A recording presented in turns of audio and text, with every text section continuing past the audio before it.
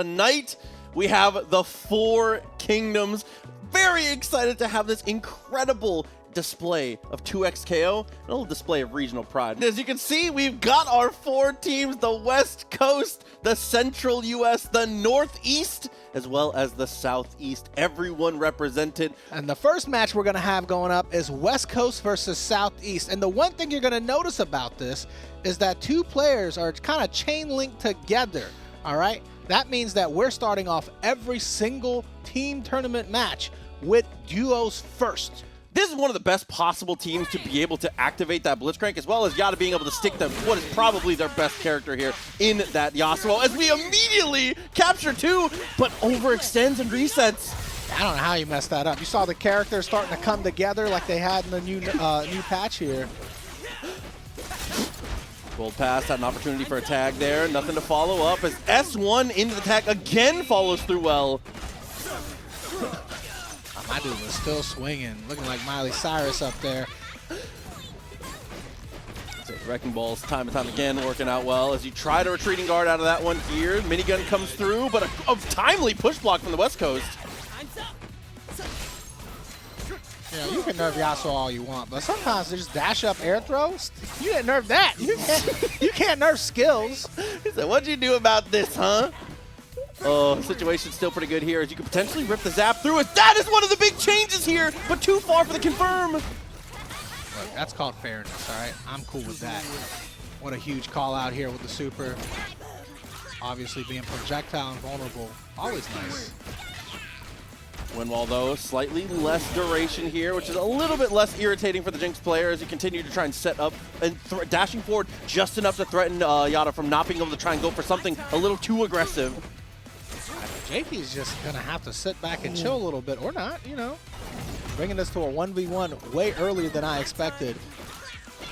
3 meters still on deck as well, so you can't overextend into him as the hit comes through, and we're going to pop the Fury. They believe in the robot?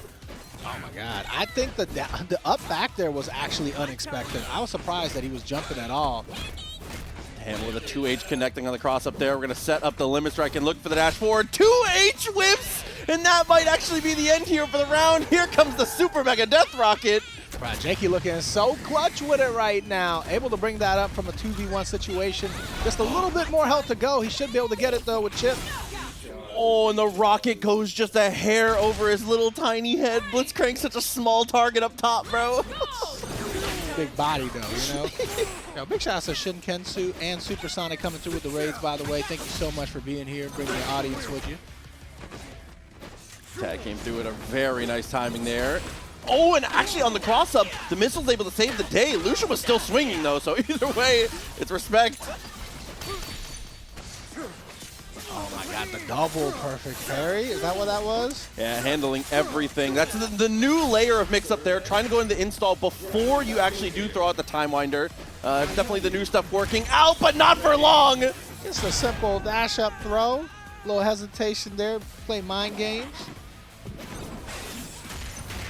Woohoo, and the empty jump letting the assist do the work here. Yada with a great call, which is going to set us up to potentially get the knockdown here and the steam up again.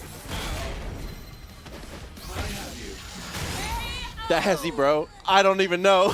Look, at the lowest level, just walk-up command throw works. At mid-level, everybody's like, you know, a command throw exists, I'm going to jump up. At the highest level, the top players on defense like, stay on the ground, stay on the ground. They're going to meet me. And command throw works again. I love fighting games. 2H working out as well as we're able to loop. The Rockets goes for the tag, sets up the clone for the extra extensions. I love the routing here from Team Southeast. We're going to get the lob, but the get-up attack just checks them to see if you got your timing up.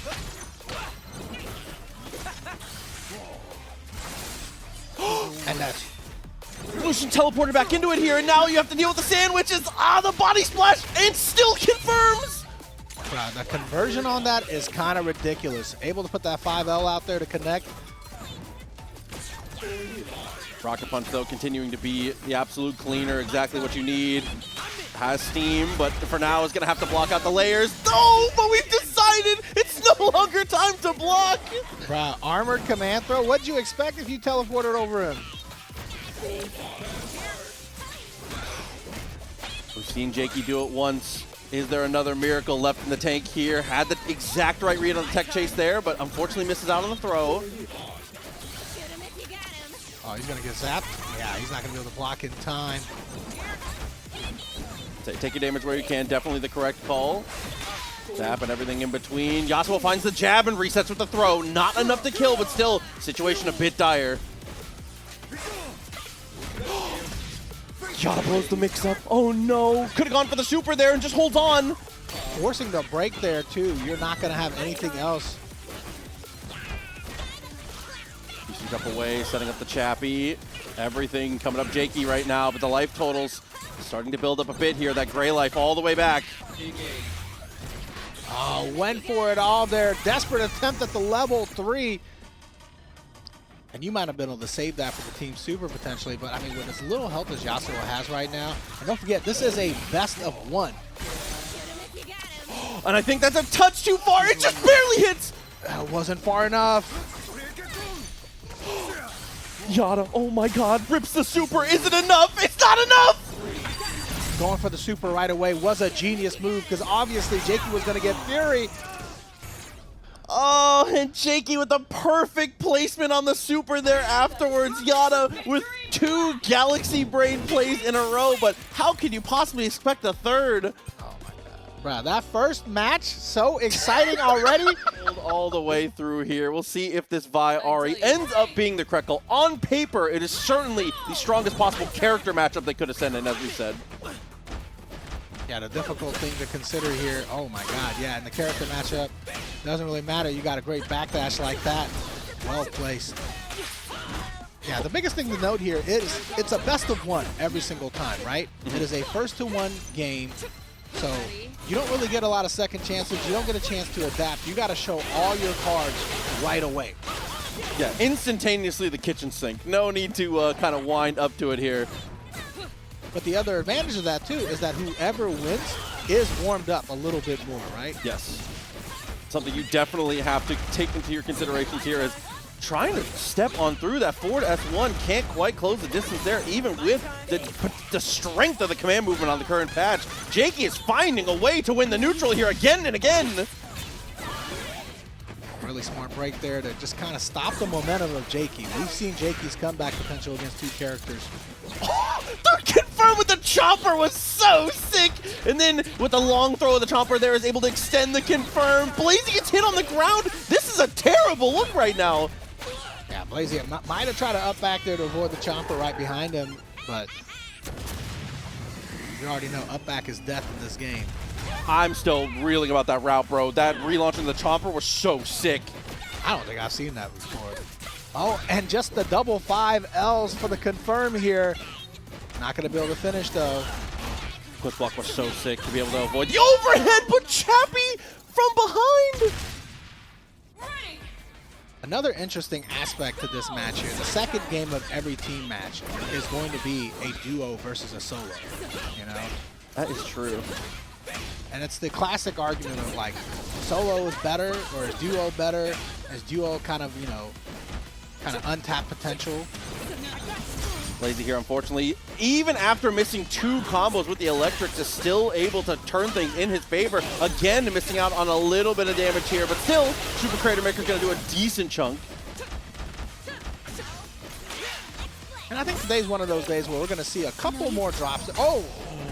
Oh my god, and gets the side swap too! No drops from Jakey, it seems!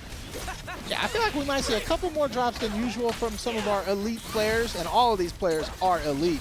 Just because it is that first to 1, I mean, the pressure is always on, right? Yeah, it's the most dangerous possible format here is now it's all up to the character we know and love. Look at these footsies from Blazy, bro. Right, the movement from Blazy is unmatched, especially with this Vi champion. You guys got me saying champion now, by the way. I was just saying, it felt weird hearing you say it. Oh, what a throw, though. Blazy again. Impressive off of this one. And they're going to invest the Fury. Oh, and it's going to be poorly invested, though. Buying Enron stocks right here. He's gone. Just watching your money drip away. You hate to see it. A round apiece and a massive advantage in the resources now for Blazy as we find the jab. And honestly, once Vi finds the jab, I don't know what you do to get away. Yeah, it's... Look, I played enough Vi's on the internet to know this is not something you get away from easily. Trader is made, make it super. A little bit of life left. Throw could potentially do it here. The threat of that throw continues to be a nuisance. And the double overhead with the charge S1, it's just too good. Blazy's momentum is just too good. Even finds the air-to-air. Oh, this might be a wrap right here. Lucian is going to have to make a miracle happen. Already had the guess and can't guess good enough. Unfortunately, the command throw comes into play, and Blazy sits down Jakey and Lucian. See, I think you were right. I think that was just a case of Blazy came in and the other two players were a little more warmed up. Blazy needed a round to just... When I go against Zucchini. So save him for when you got to snipe that one person. Yes. You know?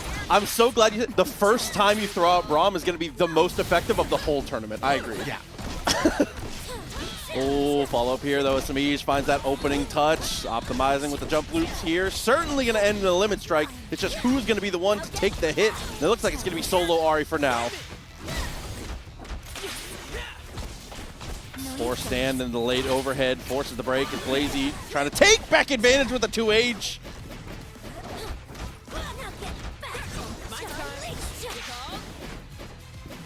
Do appreciate that though. Dash forward to be able to take the fireball for his teammate. Avoids the command throw, reacts and punishes. Yeah, that's a great punish right there, but even better read to avoid that to begin with for Samij, right? Because he definitely saw Blazy going for those command throws, and he saw his teammates get bodied by that earlier. Very true. That's another one of the nice things is being able to tag out with your team, and on the way out, it's like when you get struck out by a pitcher, and you're like, yo, his fastball slow as hell. It's down left, trust. Oh, this fastball looking like Randy Johnson right now, though. Striking out in this first inning. Oh, and again, 1st to 1. You did not have a lot of time to adapt here. We did see Blazy go down a round and go crazy in the next two, though. So the potential for it to happen again, but not the start you want. It might be the start Samij wants right here, though. Gonna get the mix up here. No, perfect defense from Blazy in that instance. Step back after the 2H, was expecting the jump there. Parry comes through and gets the punish. Okay, Blazy. That's the one thing that always impresses me about Blazy. You know, I watch Blazy as a Vi player, and I'm like, oh man, I think Vi is just. I have a lot of adjectives I could say, but yeah, you always forget how smart of a player Blazy is with that and the incredible defense that he possesses. I say the full follow-up there is so sick as well. Break at very good timing, but it's not going to matter here as we get the open up and keep them both. As soon as I say good defense, that's hit twice. I hate me. It's not your fault. We're not taking credit for those anymore. And Blazy just full send the jab again and again. Nothing to worry about here. Yeah, fuck a defense, bro. Even after the push block, what are you going to do about it? Gets the hit, cuts it short to the level 3. The ultimate, this show of violence, I don't think it's going to... I think it's barely enough, actually. Oh, yeah, I was kind of uncertain myself. Oh, kind of a little close, but is enough. Break advantage for Samij now. You got to remember in that first game against Lucian and Jakey, Blazy did throw that first round as well and came back strong the next two. Ooh, but the rewind there to keep it on the same side. That 2M starter, massive damage. Even keeping it short is able to get a massive chunk. And the 2M after the lob, so sick. That was kind of one of those rope-a-dope kind of situations. You're swinging your left arm and hit him with your right. I was going to say that fake wind-up is off the overhead. Normally it's the echo that goes for the throw. Samij says, don't worry, I'll handle it. Blazy, though, which, you know, with the character I think is absolutely the most explosive here. And I mean, this is the signature character that Blazy is known for.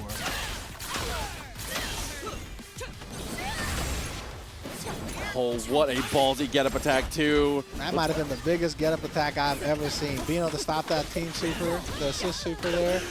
Oh, gets the hit on both as well. Can rip the level 3 and still have some meter with the other character to potentially counterplay. Things are looking very good for Samij, because instead, it's just a limit strike.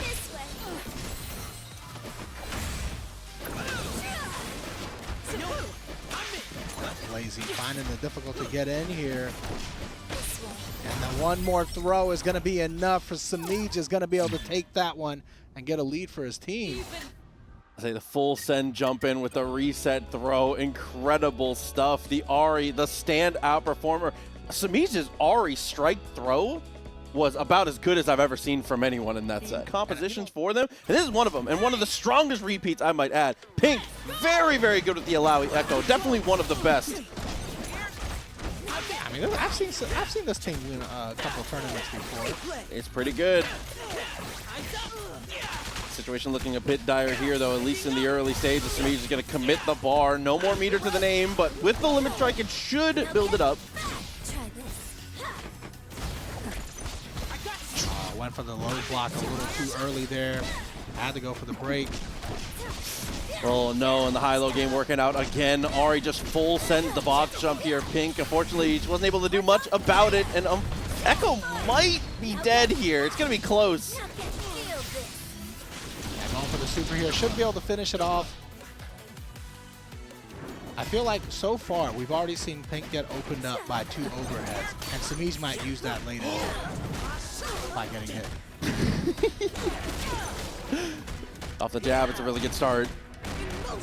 At this point here, you hate to give away the round, but you just got to build some resources for yourself if you can. Trying to spawn a 4th tentacle and was looking to clear it out. I see someone in the chat asked the question, why only 1 duo per team? It's all of these players that we were able to gather, most of them play solo. Yeah. So it's one of those things where we were like, oh, you know, we want everyone to play at least 1 duo. So, you know, we forced the 1 duo rule to keep it fair. We want duos to be relevant, but you didn't want to force it to, you know? Yeah, I don't want everyone to have to play a duo if they're more comfortable. Oh my god, 2H into tag, a tale as old as time. It's the new classic. Why has 2H hit behind? That's just Alawi things, man. Yeah. We got on the Monado with a 499 asking where's the other guy. He's doing something. I don't know. Oh, and wasn't able to access the new chains there. If you parry that Ahri orb on the way out now, you don't have to deal with it on the way back. Dealing with that return trip is huge. You know what else is kind of huge? Yeah, big 2H there. What a great call. Think not dealing with that shit no more. Set it up and look for the jab. Quick little rewind, looking for the low. Samij's defense is unbelievable. I cannot believe what we have had to deal with in this corner. As Pink is throwing everything at him and finally gets the kill. Yeah, it was the kitchen sink at the end that got Ahri. Isisir asks, is Southpaw a fan of 2XKO? You only seen him in Marvel 3? Yeah, actually, me and Southpaw played 2XKO a couple days ago, actually. Nice. Yo, big shouts to Paragon FGC coming through with a raid. You guys love playing online tournaments, love watching them. Make sure you guys check out our homies over at Paragon. Love those guys. It's like a little reposition here. Samij almost has the Fury. Underhanding the Time Winder where we can. Finds the cross up and into the 1v1 now.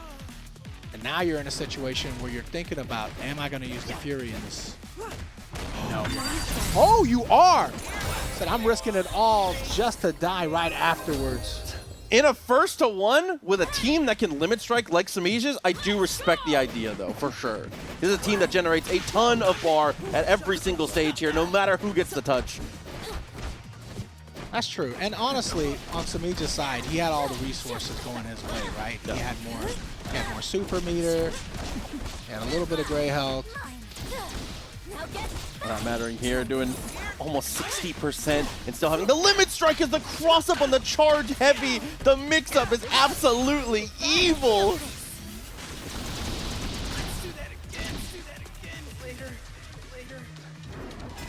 A lot of work for Pink here to do with just Alawi. Not falling for the double overhead this time, though. 2H into the side swap, misses out on the confirm, but still a massive lead, as big a lead as you possibly can have. It's a near perfect, and the tag might complicate things a bit too much. Yeah, Pink unfortunately got caught in the backdash there, trying to avoid the assist.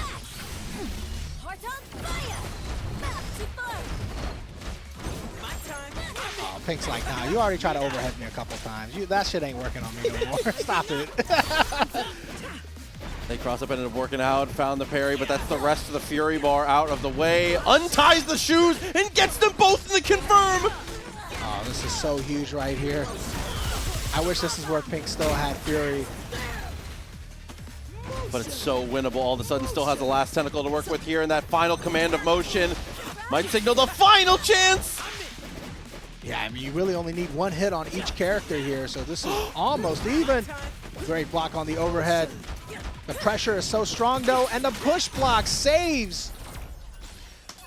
I love the idea from Pink to try and steal the turn with the charge heavy, but Samij, in a situation like that, especially playing a team as as free form and as runaway as his, it's always going to be a push block to try and make room, to have some room to scurry a little bit. Yeah. King in the chat asks, where have I seen Samij from? MK? Yes, you would be correct. Champion level MK player. Yeah, I was going to say. Right here from Tampa, actually, right? Yeah, I believe so. Central Florida boy. Shout out. Hard to spend the break here as we try to go for the underhand. Not going to work out.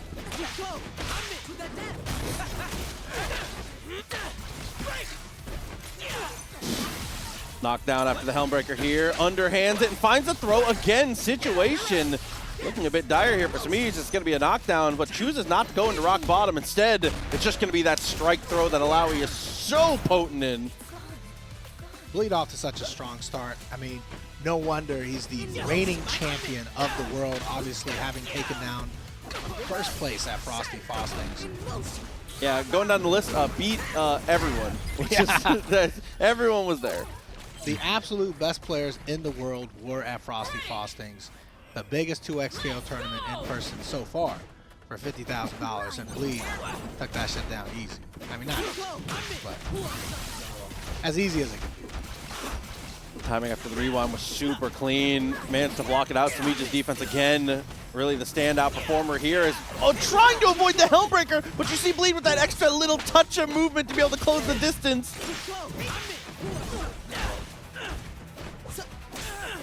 No, you don't.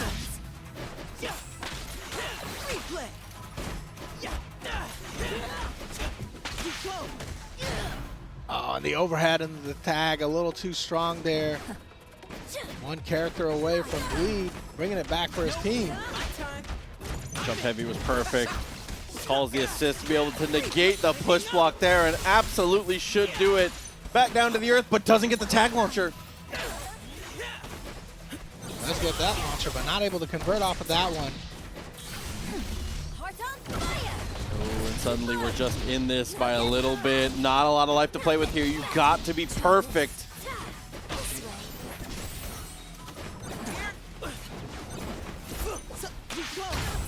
Oh, I was going to say you're one limit strike combo away from building that Fury, getting some of that health back, but no, not going to happen. So potentially use some of the tech that you guys have cultivated together on your own terms. I think it's a good pick here. As well as, I just think overall the team comp is extremely strong, as we've seen again and again.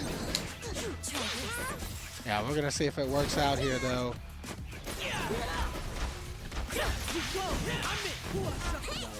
It's really going to be a lot of, can Timo get the time, get the spacing to really get the game plan off? So far, it's definitely been looking like it. I will say also, before it comes up, as we get an amazing parry, Inzem is the best Timo in the world at utilizing invisibility. He's so good at actually using invisible to make mix-ups harder to deal with. I almost forget to think about that as an aspect of the gameplay. That's how little people really go into it here, but a quick little... This is a very late brunch, but you know, eggs are good. The genius level movement there, just a little step forward to create the dash under. S2 sets it up. And the ignition of the push brings it back down into the ground there. I love the routing again, as this one character left over, and Alawi certainly the weaker of the two as far as it goes for Bleed for the comebacks here. I'd say probably Bleed's better character, but I mean just... You think? Yeah, I don't know. I've never seen... I never associate the word weaker on anything Bleed side. You know, no glazed, but like... Oh my god, you tried to parry, you got command thrown. Little C. Oh no, and the S2 connects, has the super assist to be able to pick it up as well. Things going so far out of whack here for Inzem. We're going to pop the Fury. That's one way to make him seem. Uh-oh. Ooh, tries to bait the Fury. Bleed just stares at him. Oh, still ends up baiting the Fury anyway. OTG into super. Easy finish for Inzem. The dash up, nothing was crazy. Gets the Fury out, gets the block, everything going Inzem's way in the end. It ended up a little scary, but you know, it works out.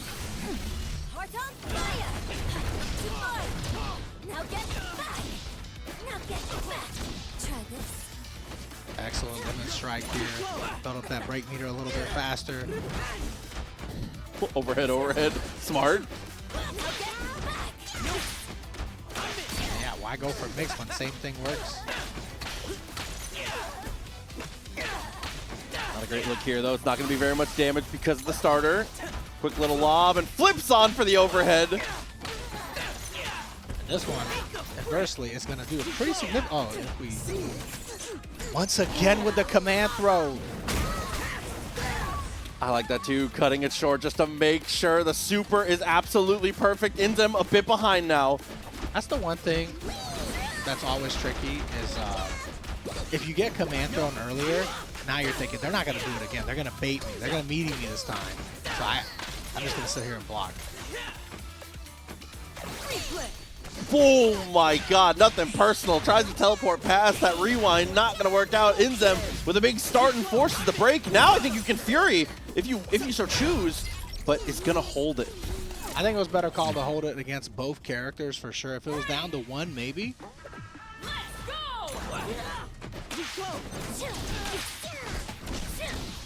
And the one-hit dart into the tag, absolutely ridiculous.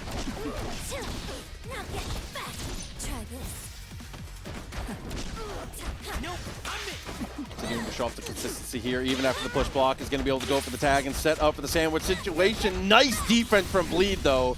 And that was real tricky because it was the empty hop into the low.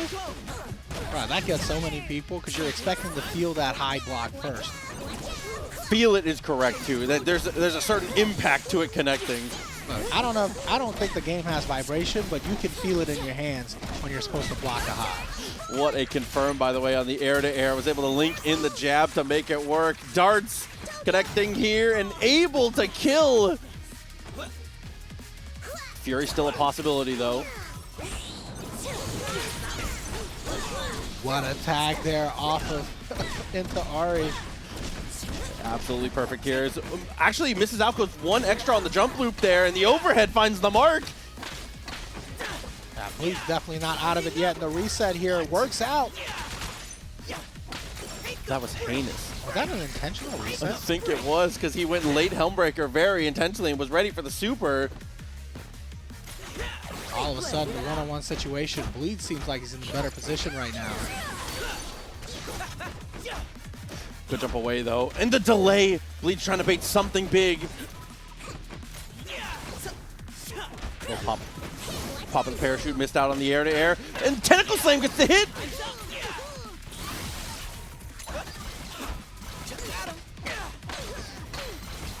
My god, and with the legs exposed, is gonna go one more limit strike. This is it.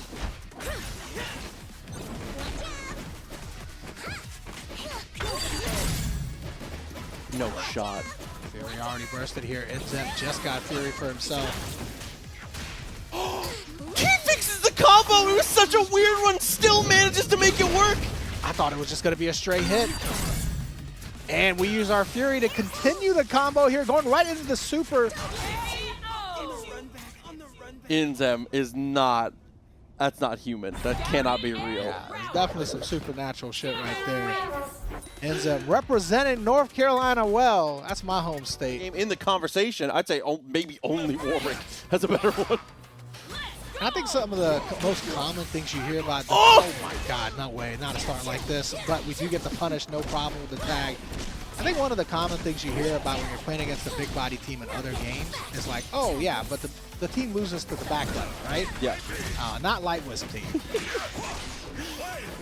The back button is not enough to hold it back. I was going to say, between command throws, stealing turns, being able to apply bleed, there is a massive amount that you can do. As you can see, even there, attacking the assist so effectively. And that's something, if you're playing the freestyle team, or really any team, and you're starting to attack into the shield, you have to tag, right? Because at any point you can get bodied for that. But unfortunately, that throws your assist away just a little bit. Doesn't matter though. Darius gonna take the L here. It's lucky that Braum ends up, you know, it's kind of lucky that Darius ends up dying when he does. Braum doesn't have to take too much extra damage, but tries to flex a little too hard. Muscle Beach type stuff with the 2H. It's not going to work out.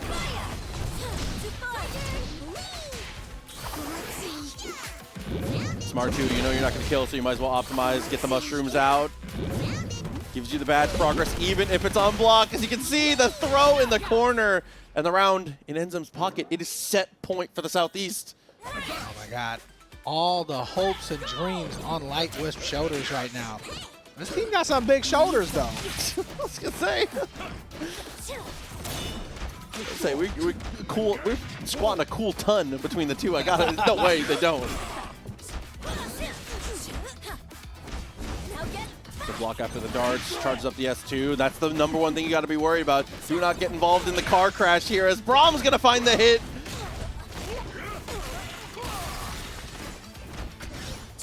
First instance of Unbreakable here. Obviously that armor being applied, charging things up and making that S2 even scarier. But a missed combo again for Light Wisp.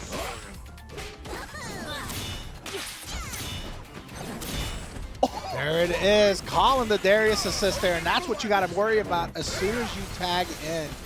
You see that, you see that shield go up? Yeah, you know Darius is coming right from there. And Enzem went for a super hard read, just holds the dash macro full screen and looks for the throw. It does not work out, but off the dart, that doesn't work out either. I do feel like Light Wisp taking a few more risks here on the offensive side. Obviously missing that throw there earlier, getting that, trying to do the anti-air apprehend. But I feel like that's the kind of playstyle that scares opponents, especially in the first 2 months. So I think it's extremely effective in the long run. Very true, definitely agree. It's going to lead us down to the 1v1 though. Fury on both sides. Enzem again, a single touch away potentially here from being able to blow this out as we whip punish the S2 with a throw. Light Wisp obviously no choice but to spend it here since it is match point.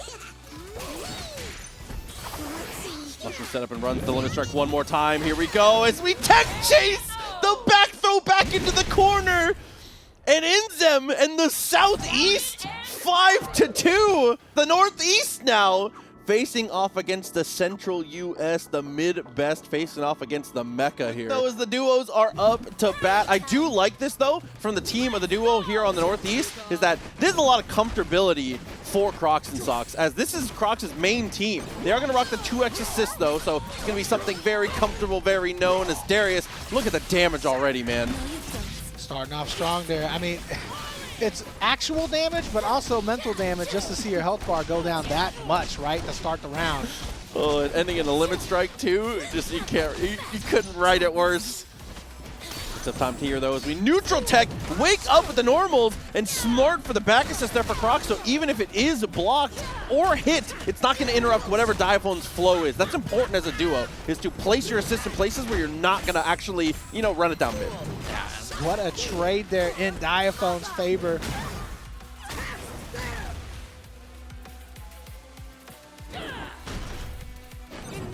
I mean, this team on the left is going to win every trade. Like, that's just that's just a part of the truth of the matter here is the get-up attack saves the day for us.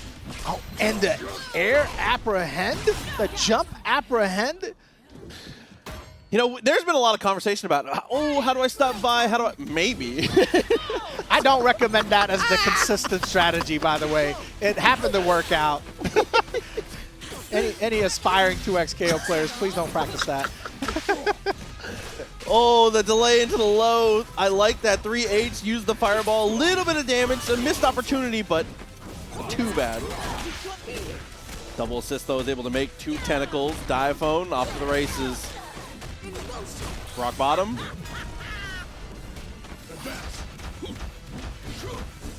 I like that, too. Tags in the Crocs and says, you know what to do. You've been here before. We'll see if that works out for him. Oh, it works out beautifully. One more time for the limit strike. Misses out. Unfortunately, a touch too much hit scaling as just runs up with the heavy. What? Sometimes you just gotta swing the axe, bro. Like that. Sometimes you gotta swing it low. Oh my god. Sweep of the legs and sweep of the squad. The Diaphone Crocs duo going crazy to win the initial point battle. They have been absolutely ridiculous here. We'll see if they can keep that momentum, or if Soul Demon's going to be able to equalize and potentially set us up for something a little bit tougher here. But that is not the start you want to see. Catches the legs with a 2M, and Darius, look at the damage, bro. Yeah, I mean, Darius just continuing the violence from the end of that last match. The cycle of violence almost continues again there as he gets the parry and almost kills two.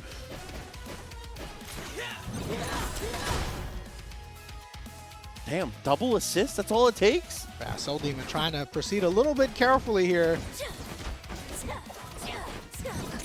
I like that stop sign medium. Just don't come any closer. Oh, and went for the parry against the assist. Did not work out, though. Gets blown up for it. Diaphone setting up for the final victory here. Oh, 2H almost got there. Still brings him back to the ground and leaves the tentacle. You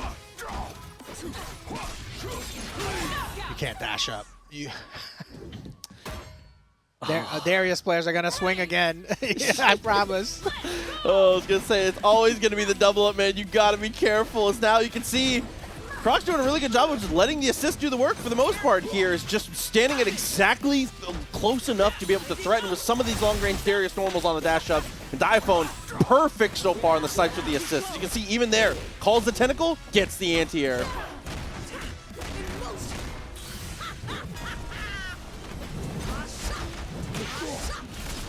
Oh, and the overhead gets snuck in right there. Luckily, Soul Demon able to escape anyway. Got the pullback. Remember, there's a tentacle behind, so the throw is a bit more enticing, but not going to matter. The break is spent. It's so scary to approach this Darius right now. Fox has just been lethal with every button press, but you know what? It's Soul Demon's turn. Say such smart routing there. I love the rewind. Doesn't even set up for the limit strike. Instead, was looking for the reset there. Pulled back into the corner here.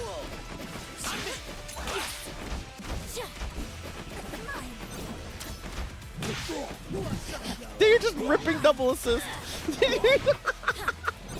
I feel like Sakaphone is just kind of playing it very carefully. You know what I mean? Just playing it safe, conservative. We swing the buttons, obviously, but on the defensive side of things, we don't want to take a lot of risk. We don't have to take a lot of risks. We're just waiting for our opportunity to swing that 5M.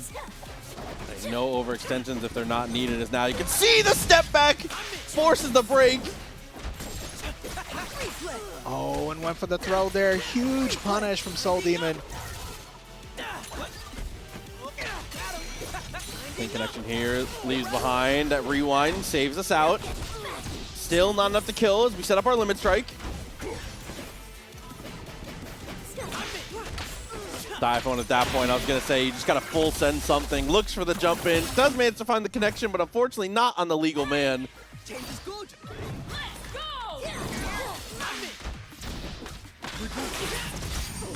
Soul Demon, world class at every turn of that. Blocks with it, gets the fireball, the tag confirmed, and is able to bait the break. Yeah, eventually the thick throw pays off here. Oh, but even with a pixel help, we're not afraid to parry and swing.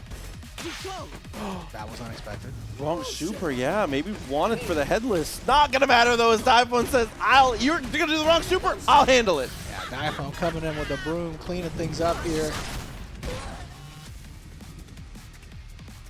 It's the 2v1 with a pixel of lifesteal on the Darius. Having access to that double assist, potentially still gonna be a huge factor here.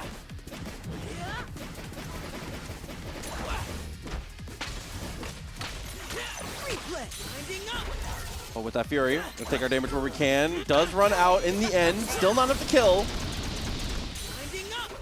Or? Oh, just a pixel off on both sides, though. And the swing, Fury gets popped here. Saves whatever is left of Darius' health bar. Oh, but the Fury dash allows us to convert that. Prox hit the 3H of the century, gets the dash cancel, and can't finish. To stay consistent, the man is a godlike swordsman.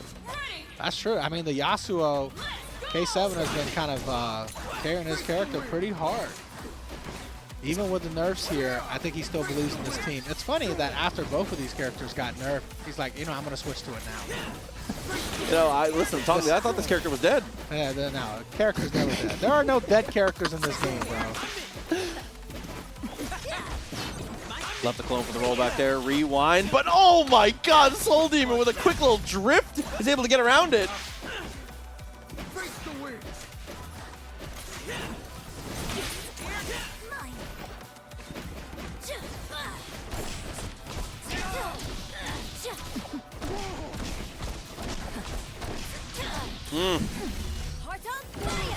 Made it work there as we quick little follow through with the S1 super, double S2, and now the setup. Oh, it had the time winder behind. It's all coming up Soul Demon, bro.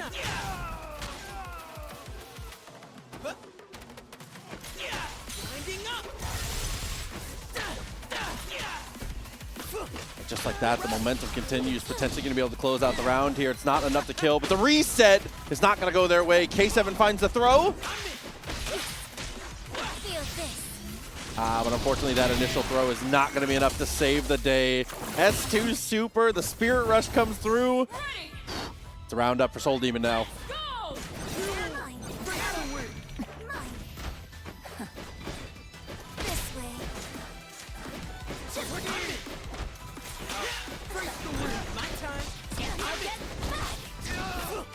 Oh, and you saw those couple hezzies in a row, was waiting for the break there, was trying to bait it so hard.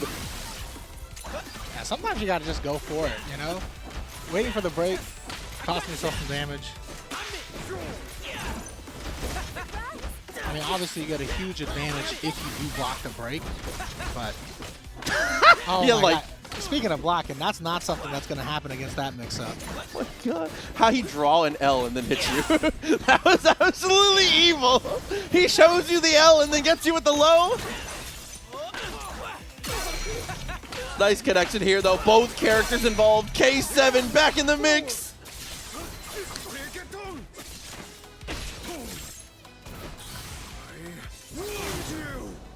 Smart idea, going straight for the super there. Don't want to have to deal with that break. And the assist beats him air to ground. That has got to be a little frustrating. I would be a little tired about it. Is it me flying around as my airborne character getting caught out by forward assist? You know how it is. My bad. Isacera, I see you in the chat. Thank you so much for always being the voice of reason. But I generally don't respond to other people being negative, and you don't have to stress out about that either. You're good. But thank you so much. What a landing swing. K7 gonna go for the double up on the tags. Assists end up clearing as the echoes continue just, odd game of tennis here as we hit these time winders back and forth. I'm telling you, that's going to be the next minigame they put in this.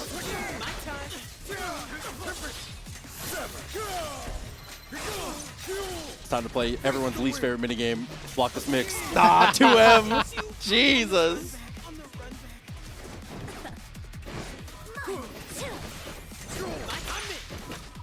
Ooh, little delay. Gets a connection. Tag timing is absolutely good.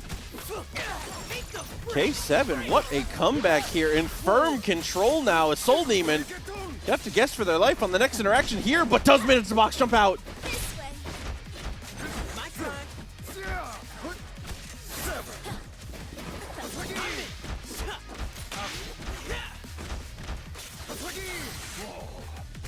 Oh, and those delays just a bit too much. Soul Demon showed that they were capable of blocking all the high-powered, high-low, left-right, up-down, diagonal. Just stagger. Teams are being able to utilize it. Some of these extended combos feel like cheating when you watch Obelisk find these connects. And we might get to see them. For now, though, K7 says, don't think too much about those. Oh, perfect situation Obelisk ended up with here. Teching forward, coming down with a button, calling your tag. Couldn't ask for anything better. Slip passes on the low. Plenty of time to get the parry here, which is going to stifle out, and we parry everything! The double down attempt to catch them sleeping, but K7 too woke. That was kind of fire.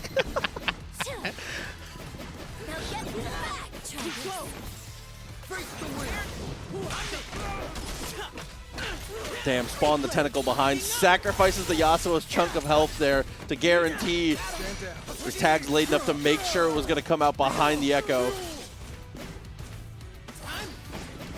Just a simple tag. Maybe that was meant for an assist call there. Potentially. That was not a reset, but very nice reset from Obelisk's part. That's what we call happy little accidents. Oh, the Bob Ross stuff paying off here. Obelisk finds the hit again. Solo Echo not in a good position as we fake the charge. That is some new Alawi stuff. Well, not new, but like newer. They'll do tap down S2 instead of charging it, knowing that you will flinch and react and do something crazy, and just tag so the other character can deal with you in the air. I feel like in this game, more than others, getting that first round is such a huge advantage, right? For the momentum. So games like this that have such a heavy emphasis on economy of resources, I 1000% agree. Oh my god. Almost got clowned on there. Alawi's going to take the hit on the Time Winder.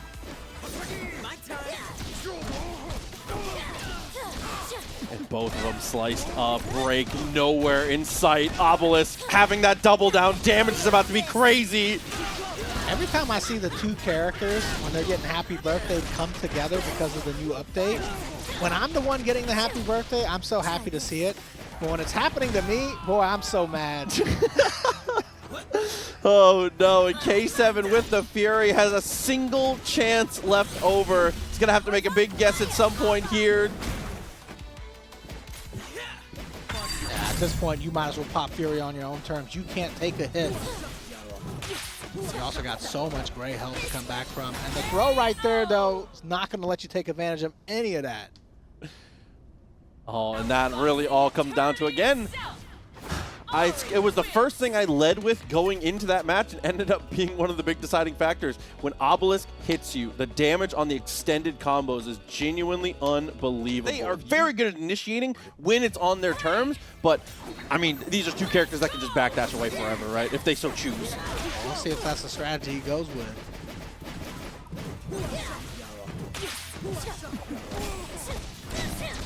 It seems like that was the strategy, but... Lands and immediately gets blown up by the jump in.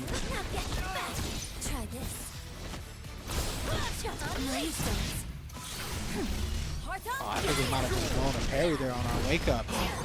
Yeah, we did with Ari as well.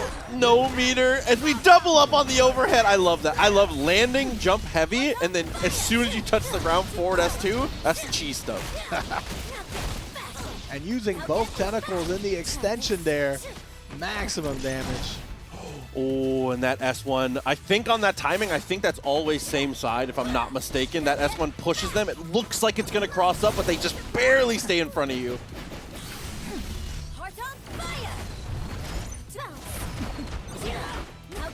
Damn, nice block. People in the chat were saying Obelisk a first-to-one god, and definitely proving it right now. Saying the Tormentor? My god. I mean, Obelisk playing like a god card right now, but unfortunately now, this might be our 3 tributes we were supposed to have. Flow's looking good.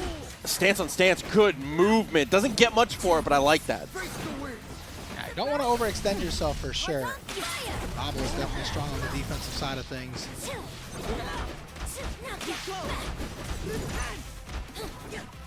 Somebody said, in chat said, is it me or did they increase damage a little bit? They did lower a lot of characters' health, so you're not imagining it.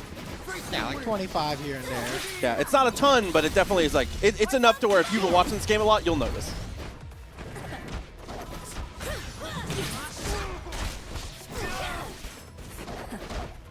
Damn, the leg's exposed. We're trying to go for the jab.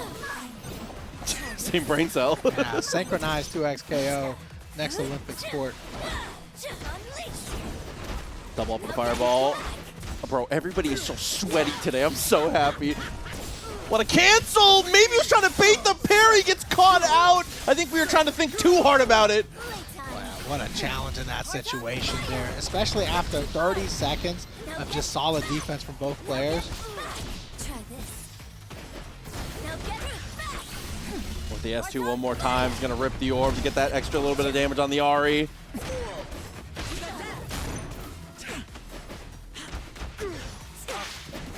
Even delaying, maybe was expecting the get-up attack instead. We're just gonna wake up clean. Quick little dash through from DD and finds the connection again. How is every single game to the final round? Right, DD definitely not going out without a fight. Not like this. Trying to get the lead for his team right now.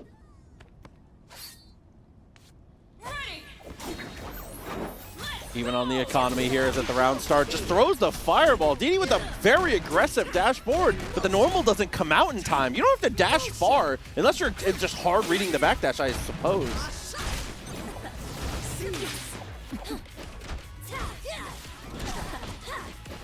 Oh, DD was able to escape the corner just to get schmixed in mid-screen there. He said left side overhead, right side overhead throw. There is no strong side. Excellent pass. I appreciate the retreat there. Opportunity as the S2 ends up trading. She's so safe. Oh my god! Yeah, you had to. You had to.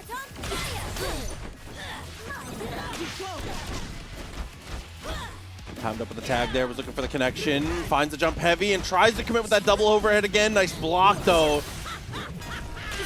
Oh, and the tentacle comes up and finishes off DD's Ahri. Yasuo doesn't have a lot to his name right now. And Obelisk can afford to make a mistake or two.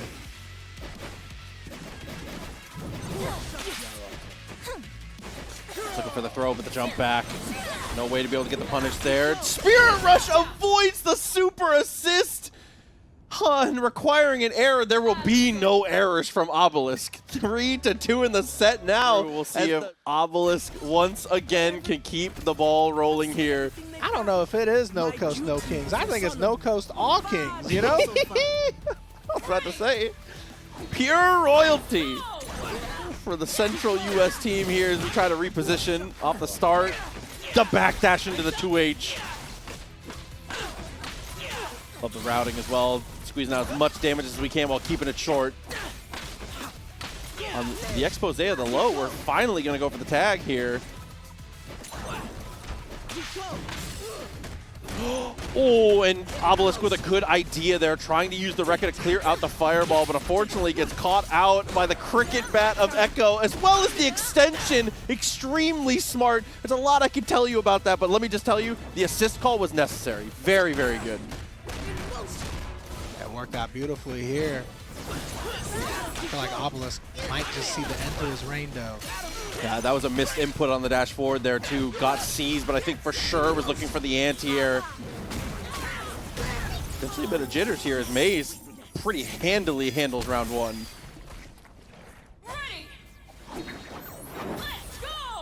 Hikari's statement might be holding true here. Like you said, I mean, Hikari said all he needs is him and Maze traps.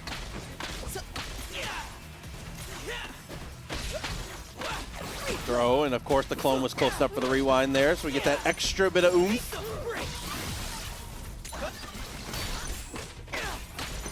No, you don't. And Maze just parry everything. Not a concern in the slightest at any portions of these mix-ups here, and your other character dies, and you don't get a moment of respite. And that's the hardest part, is when your assist character dies. It's like, normally when you get Happy Birthday and your point character dies, you're expecting a little bit of time to collect yourself. No time to collect yourself here. And on the dash forward, it looked for sure like a throw, but Maze sells it well. It's 3-3, down to the final two. Holy moly.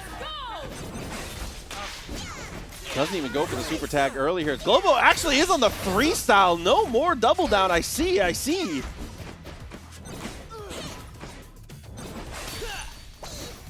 Tried to slide past though, but again, maze traps, that's been the most impressive thing about the gameplay so far. Those parries have been crucial.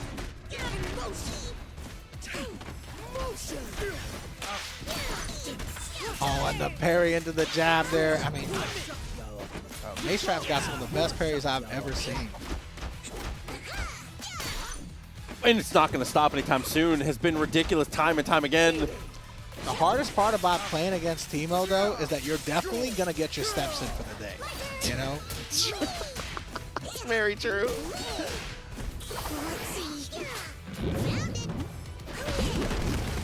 And going for the throw just before the mushrooms pop. Genius level stuff here from Globo.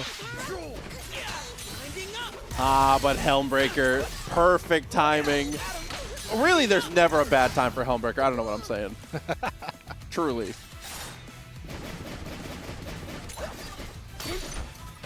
Oh my god. Globo, a little impressive stuff of their own. Tries to slide past with the cross up there, and oh, the return trip. Knowing that we have that the tentacle there to be able to pick up on the charge heavy. Tag launcher here, putting him into a precarious situation, and he's not going to get out of. The mix too strong for maze traps.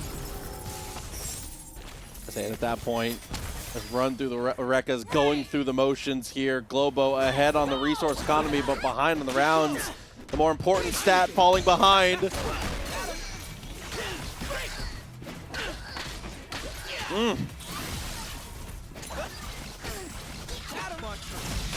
An activation and a quick rewind puts us in a terrible position now. Half your Teemo already gone, burst already spent.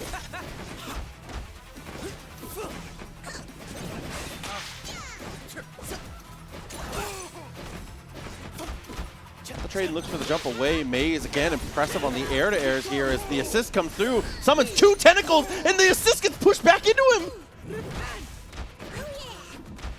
Oh no, and too much chip there at the end. Globo, Teemo-less. Still has a couple of the assist supers though on deck, just in case. There's one of them. Oh, Lowy takes the brunt of it there. The AC 130 can't quite get us the next level of the kill streak. Was he OTG? No. I was going to say, the assist super ran right by. Oh, no breaks to be taken though. 2H and disengages. Globo somehow holding on strong, fighting so hard here, just with the Yasuo. Oh, and very smart knowing that even when you tag, Alawi was still the leader of the throw, so that tentacle is going to be able to get the pickup for you. Oh, and able to jump up there to avoid the throw, saves himself. Not going to save himself this time, though. Yeah, hit the stance, unstance there, was trying to look for the mix-up, and leans into the strike throw, but a timely push block there from Maze to guarantee safety from the moment. Keep running into this, you know, no matter what tournament you're in, so. I must see. Ready. Let's go. Yeah, 2x KO, baby. 4 tags, 4 claps. Toto going crazy in the crowd watching it. It's going to be maze traps in the end when the dust cloud settles. Yeah, if somebody asked me what 2SKO is like and they want a 1-second clip, that was it. That's the gif I'm showing them. That's like the 2 Dark Phoenixes throwing feathers against each other. It's like, what's Marvel 3 like? That's it. Some jab delays. Manages to find the parry, but doesn't get any freedom for it here. Oh, and C's is too good, man. I hate to tell on my own character, but that Commando is a problem. I feel like Maze is sneaking like 1 in per game, right? Per opponent. That's all you need. You just need them to remember that it's there, because it's a command throw that even if you jump it, she can still 2H you. Yeah, and you saw it right there. Obviously, the tentacle worked out. Maze traps had the throw set up right afterwards, so that way if you block or you get hit, it doesn't matter. Perfect to start things off here. Things not looking good for Central. Ronnie Chu is going to have to pull out a miracle here. And that's not the start you want. Yasuo, go home, bro. He just stands there, flexing the fit, gets caught out, takes a grip of damage as Maze Trap continues to find these counter punches. Even with the drop, still a huge advantage.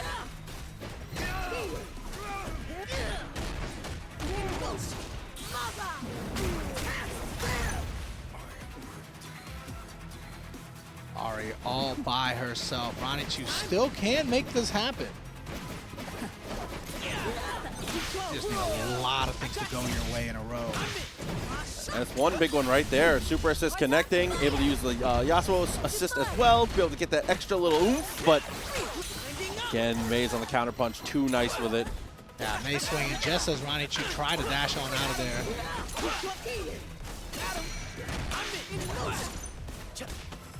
If that time under had hit, such a cute confirm. And just no life left to play with here. The tentacle slam saving the day. Mei's traps being able to blast through and carry in the end. Northeast looking so strong. Hikari didn't even have to play. Which of these from the East is going to be able to take the victory? Let's play. Let's go. My time. Put the little chuckle fireball there. As Lucian just has to sit there and take. He was like, Jakey, shoot him. He's like, please, bro.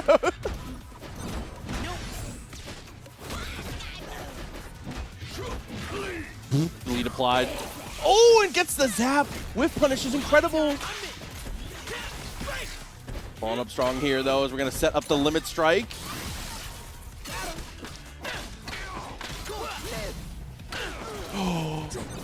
And the rewind was just so good. Delays a little bit and falls into the waiting arms of Jakey. So good for the Southeast duo now. I told you, Jakey, Lucian, too strong together, all right? Full bias. Okay, I mean, that was kind of ridiculous, though. And it's hard to blame Jakey on getting hit on that one either. Felt like they had to make a move. Unfortunately, that move is going to get them planted like a tree here in Ionia. A little unfortunate. All up to Lucian here, solo. We saw Jakey kind of clutch it up, so we're going to see if they can make this happen here. Just against Alawi, you know, you got one more chance. Yeah, but the bleed is still applied, and you're in rock bottom. One throw. I don't know if they intended that to be that tricky, but Crocs on the way with that lariat assist was so good. It sold the throw so incredibly well.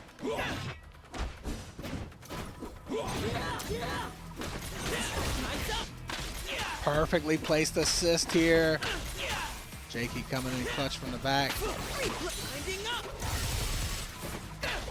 This is where it gets dire now. Crocs guessing for their life off the limit strike here as the Chomper's going to set us up for the roll through.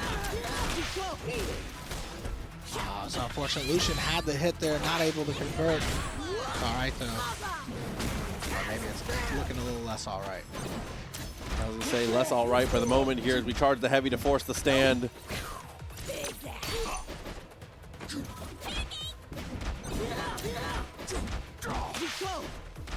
Oh, that little delay!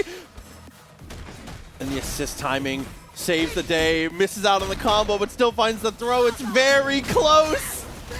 That was very clutch from Lucian, though, to come save against the command throw. And Jakey, unfortunately, going down there, but it was well worth the moment.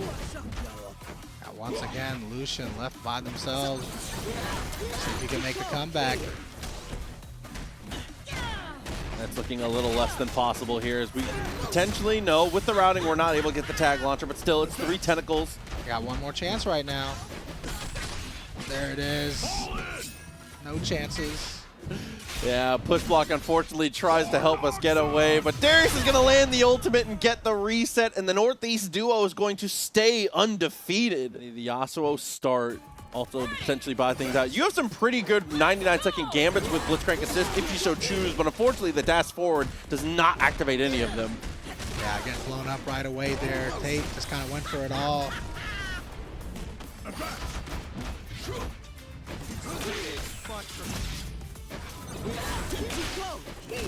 With the 5M there, got punished for it immediately.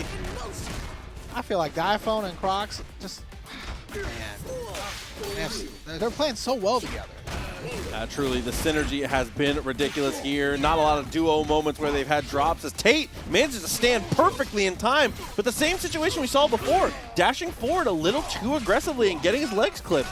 Right. What is with Crocs? I feel like Crocs has like a sixth sense of knowing where to press all those buttons. Like, never misses. It just infuriates me because my Darius is not that good. It's a Slayer player in him. It's got to be. Plays through. Rocket punch and restands. Had the jab, but doesn't combo. Oh, but we got that one, though. Just jumping back, charging H. Trash collection. It's going to set us up for the steam. Uh-oh. Oh, we're going right through it. Oh, it's steamed up again. Super seemed like a good idea. It felt right. That uh-oh was for Tate. Oh, no. Went for one more throw there, so they're not going to think I'll do it twice. Yeah, it touched too far. And unfortunately, every Blitzcrank player knows the feeling of whipping throw and just continuing to hold it. Like, man. Like, what can you do? Yeah.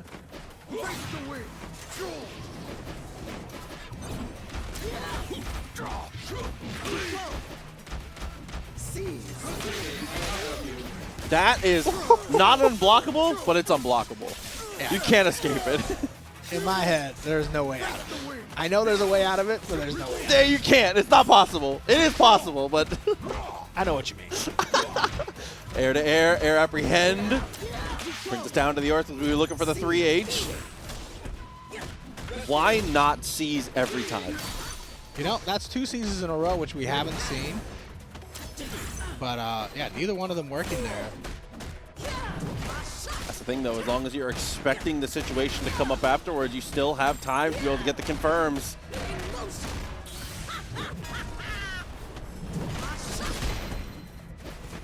Okay, rock bottom one more time as we go for the tag. And Alawi from behind with the down S2? Oh, my God. Allow was too far away for the get-up attack there, so that worked out beautifully for Diaphone. A fake out there, going for the jump.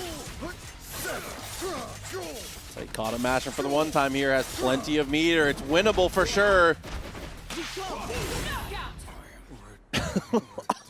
Looking a little less winnable. Once again, dude, those anti-airs from Malawi, while the tentacles already spawned, have been paying the bills for the duo here, specifically for Diaphone, and I like that. That's my favorite style of fighting game. Yes. Because when he's right, boy, is he right. Even there, doesn't get the full follow-up, but still managed to get the plus frames. Great parry there. And now you're rewarded with both somehow. I was going to say, oh, it was matching on the throw, expecting the tag. That's what I was saying. The Southeast is just a little cold because we didn't get to play earlier. And the perfectly placed anti-air. How dare you jump in on me? So that steam applied and just the Alawi left over. Fabulous Zucchini looking ridiculous.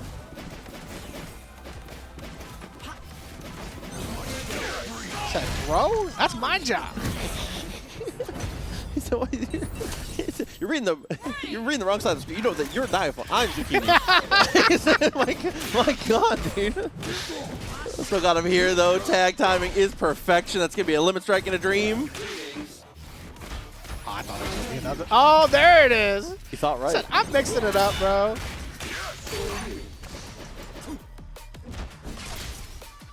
Oh, see, that's got to be on the scouting report for Zucchini though. Crocs and Talks is a 3H'er. Yeah, the retreating guard there getting blown up easily.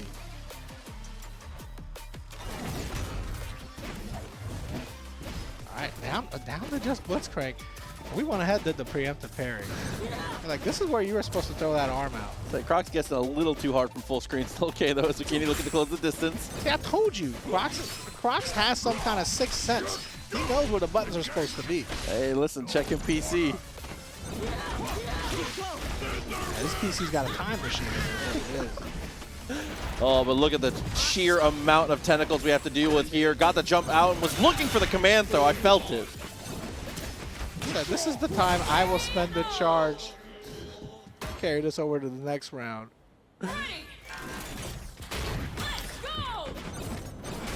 They one last chance is off that back assist. Was able to get a little bit of damage. You notice the iPhone stayed back there this time. Yeah. He said, I've seen this before. Last time I tried to save my boy, I got bodied. And no break there. Maybe caught him in a weird spot there. Crocs, I think, was expecting it. Playing a bit too hard, gets us in a bit of trouble as that back assist continues to save. Yeah, that Braum shield has been a little bit of a challenge here for Diaphone and Crocs.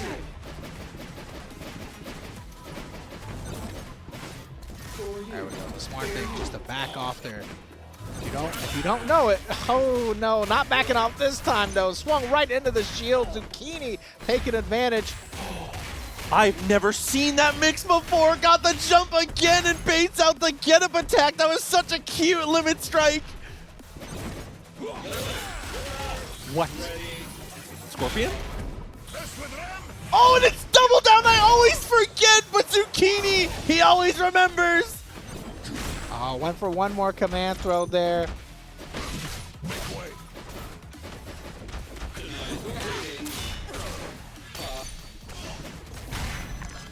So let me get to this side.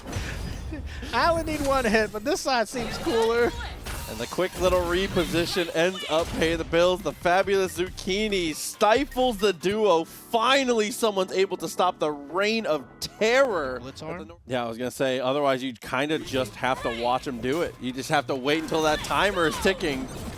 You can see even there, round start, it's not even about counter punching. He aggresses with it. Jump forward, back assist is the round start choice. Yeah, but that one in the last game where he went for the grapple through the shield, that was kind of nasty. That was goofy.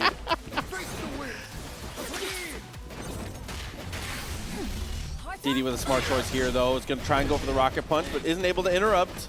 And really smart on Zucchini there to go for the tag, knowing he couldn't save Blitzcrank out of that. Almost got the air-to-air of a lifetime there. DD doing a great job playing it low and slow, not taking any risks, and this is our reward. Huge happy birthday here. Braum got caught tossing poros.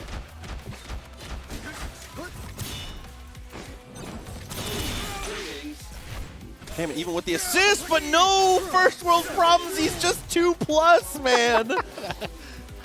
Being 2+ is definitely a first world problem. Like, imagine you're working at 2XKO and one of the emails you got is, oh yeah, my move is 2+. Can you tone that down, please? Listen, you might need to tone this thing down. Zucchini ran out of it. Opportunity at the round start though. See, goes back, takes that extra initial hit, but the cross up is a bit too much. That's too fiendish. You dash up there, you're expecting to block normals. He dashes up, does nothing, and just slashes right behind you. Hey, listen, they said themselves they want this character to be a cross-up monster, and he continues to be successful in that endeavor.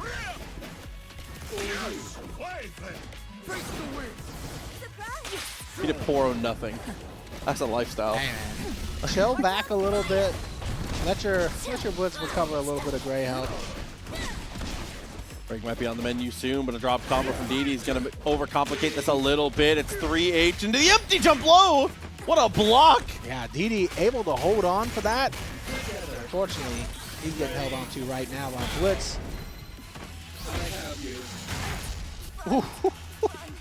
He sees the tech and you know what comes next. So you better hold up back around me. Great block on the cross up there. Block string right in the command throw, though. And one of the strengths of the team here with that double down, even on the drop combo, Braum tries to go double up on the push-up. Stop flexing, bro. Oh, what a conversion from Zucchini here, though. He wasn't ready right away because he wasn't ready for that initial Yasuo nerf, but as soon as he did get the hit. Dude, running H is might be my favorite move in the game from Blitz. Again, 2+, got the hit, was expecting the block. Yeah, no, definitely another one of those my steak is too juicy moments.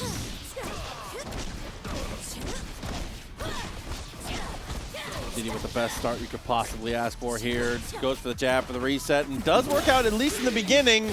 Now it's not quite working out the way he expected. The shield has definitely been a problem for everybody so far. Oy. This is where it gets dicey. Don't jump. Bro, you can't, no coaching, bro. Well, listen, my bad. DD with a good defensive choice. Or a good defensive choice from me, damn. I don't know, man.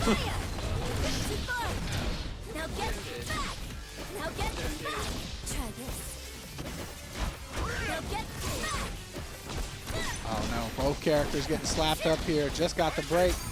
Gonna spend it, but it's it's blocked. I almost said it in a very, never mind.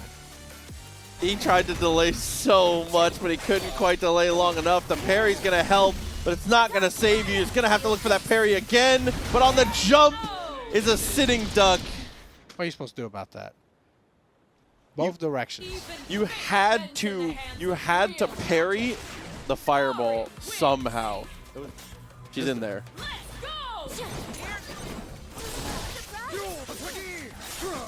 The assist. It really is. Cold Star, bro? Come on. The multi-volley, that Vegeta stuff, she got everything. I tell you what, though. I've been playing a lot of ranked since the patch, and I feel like I'm seeing so much character variety and fun. I feel that. Because my ranked experience so far has been so much character diversity and Vi. So a lot of Vi, too. I feel you, bro. Yo, Minato with a 199. Did anybody figure out what happened to the other guy? No, he's out there hanging out. I don't know what he's doing. He's around here somewhere. Yeah. Looking for close the distance from 3L there. Sign up and threatens, but, you know, doesn't want to take the risk. Unfortunately, the risk comes to you. Quick little movement there. Forces the Helmbreaker and forces the advantage.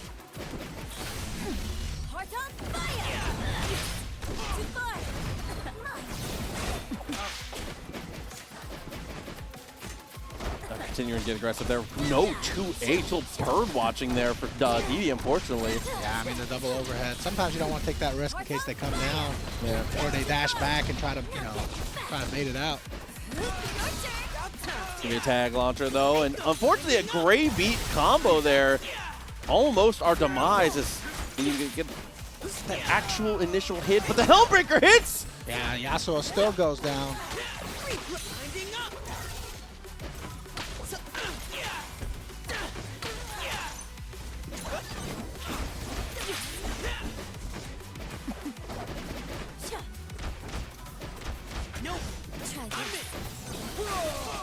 Super assist, got the crumple. Oh. Gets none of them! Yeah, wasn't able to take advantage, but it's all right. We still got the throw afterwards.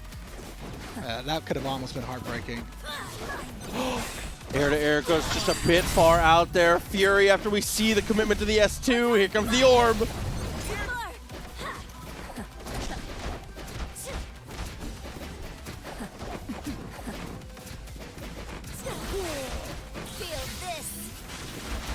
Oh, gets caught in the air, is chipping things out. Time runs down, and it's just enough. Samij was not willing to part with the Fury, and even if you did, what could you do? Yeah, you didn't even have enough gray health to recover. Even if you avoided that chip, I don't think it could have made the difference.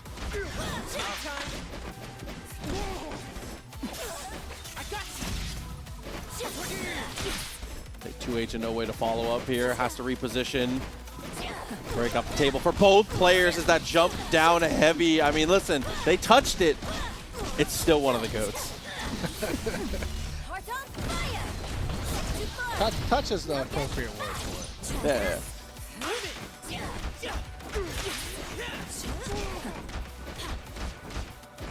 See, even there, staggering out with the mediums, was looking for the jump straight afterwards. DDJ can slow things down. Well, was trying to, it felt like, with the dash backs there, but unfortunately, the second Yasuo gets too close, the moth, like a moth to the flame, the orb finds its mark. Oh my god, what a setup there into the tag. Fuck, Samij felt like he got robbed that last round, and he just caught the guy that robbed him, you know? I was gonna say me and the boys pulled up. Holy moly. Yasuo says I wasn't even there for it. What's your beef with me? It wasn't my fault. Oh, but guilty by association, though. Quick little throw. It's around a piece. Samij trying hard to continue the equalization here in the set. But the Northeast still on a dominating lead.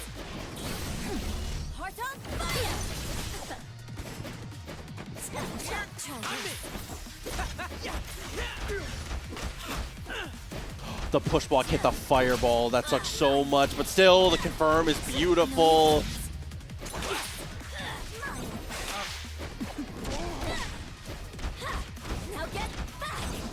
Even there on the cross-up double overhead was a little too far after the jab. It's fakes the rewind. Yeah, hits every overhead on the way down, too. Winding up. Now feel this. With the Super Spirit Rush, it does a sneaky amount of damage, but still not enough as DD wakes up trying to tech the throw and loses out to the fireball, but the sacrifice might not be in vain. He takes the shot and Ari's gonna get the fight for it.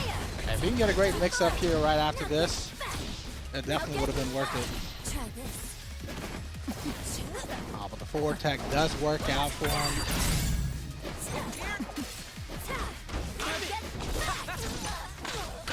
Dude, that S2 eats up so much real estate, so much time. The second you're caught in that, Echo gets to just kind of do whatever he wants. That's going to build up the third bar too. Samij, depending on the routing here, should be able to take the finish. It's going to be one bar into the tag. Now feel this. The Southeast continues to fight Samij. Last set was one of the heroes that we needed, and this set is trying to step up to do it again. Showing up and handling most of that stuff. Stealthy laughing at the 1 million points for free shirt. We redeemed over 40 free shirts last year, by the way. So you'd be surprised how many people got those. I say the people are nice with it when it comes to the channel points. Yeah. There's a couple people last year that got 2. Just Turbo, who I think has the leader right now, who has I think done 3. Oh. Winding up. My time. Set pass though. Love the reposition.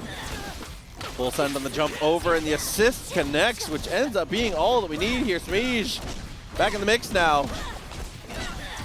Mine. Now get back. Try this. S2, crumple it up.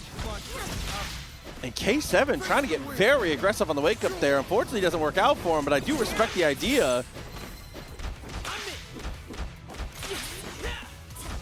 Now get back. Heart on fire. Say no punish after the parry on the orb, but still able to maintain pressure at least. That's the number one thing that you need to take that turn.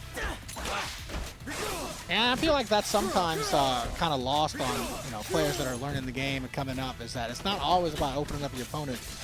Just mids will open up your opponent eventually if you do it long enough. People will get bored, they will get scared, they will try and feel like they need to make a move. A long enough block string eventually will be unblockable.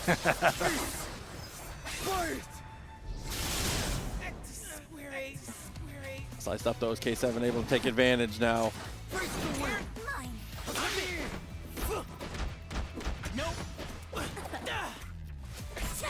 Woohoo, the Hezi! Samij is the one that wins the stare down. Said you blink first. Somebody was talking about K7 dropping Darius. K7's been off Darius for a minute. He has been through a couple teams. The only consistent piece has been that Yasuo. Echo, the most recent pickup, and did play that Warwick for a pretty extended period of time. Yeah, whatever character K7 picks, just let me know so I don't have to pick him anymore. He keeps getting them nerfed. Oh, time really truly a factor in the moment though, as 2 seconds left on the clock. Had to make a play. K7 pretty easily taking the round. Let's go. This might have been a great pick here for Team Northeast to put a stop to Samij, not let him get that momentum. Oh, you saw rushed forward there, got very aggressive. Unfortunately, puts him into a weird spot as the stance down heavy. Gonna get our wall bounce and extend.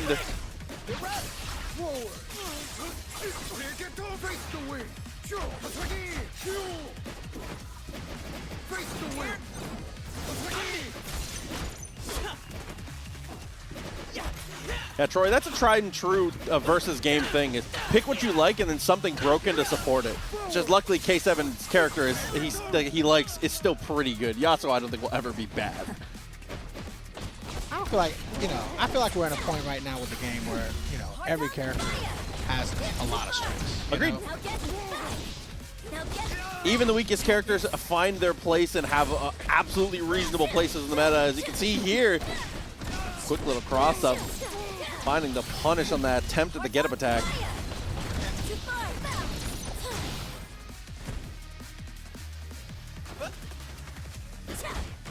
get back. Oh, and taking the lead here is Samij. Needs this round here if he wants to keep this momentum. Said, obviously, Northeast a little bit ahead right now. Try this. I like the general strategy, though, from Team Northeast. Is how do we beat somebody that used to be an MK champion? Feel this. We'll send our own MK champion out. Smart, though, cutting it straight into the Super Spirit Rush, not even letting the break be a factor here as it's even resources, even on the rounds. And Samij, one round away from evening up the set. Yeah, things were definitely looking a little dire for Southeast right until Samij stepped up. So him able to get 2 victories here if he can beat down K7. My God. Not how I was expecting that to go, but I definitely like it. Ends up ripping the tag because of it. Good awareness from Samij there. I was for sure that throw was going to get punished. No, you Yeah, it was looking like he had got him there. Time winder into the dash forward. Protects him! Perfect spacing on the dash! All right, you could not have snuck in there with your button any cleaner than that. try this. With a ton of meter on the limit strike too. K7 after the tech was expecting the throw, I do believe, gets caught out on the counter punch. Whatever it takes, you got to spend.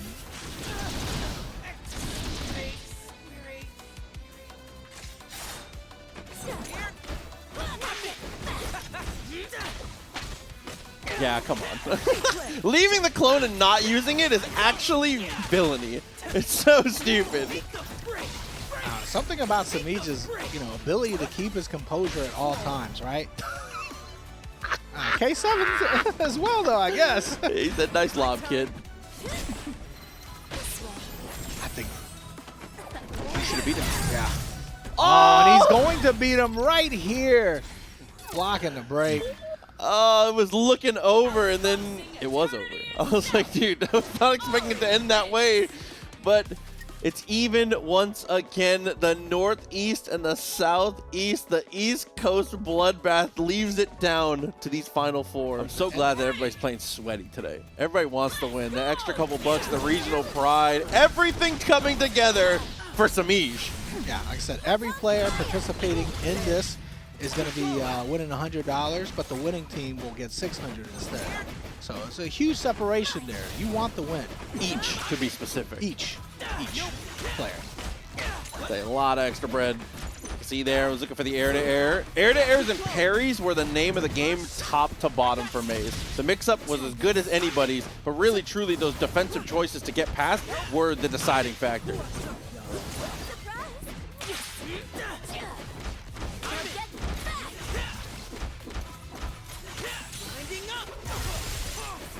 That's what we were talking about earlier. Look, eventually the mid is an open out. Now get back. S2 just ends up OTGing though, missing out. That was the potential for a kill, and now we're in a tough spot here. Yeah, definitely the momentum going back on Maze's side here. The get-up attack, no good. That's the nice thing about being a Laowa. You can step back and let the tentacles do the work. Yeah, get-up attack not really a factor for her a lot of the time. You feel like you have to overcommit. And Maze never want to overcommit, it seems. Can't even blame Samij for that one. He saw the whiff. He swung the button to go for whiff punish. The assist comes out, unfortunately. The clip buckle smart though. Manages to get away. Retreating guard gets thrown. And that'll do it for round 1. Easy finish with a level 3 here. It's a quick introduction to the goddess, and unfortunately, Echo, you know, you were like stealing stuff when you were a kid and stuff. That's not a good look. The goddess not a big fan. Ready? Let's go! Mine.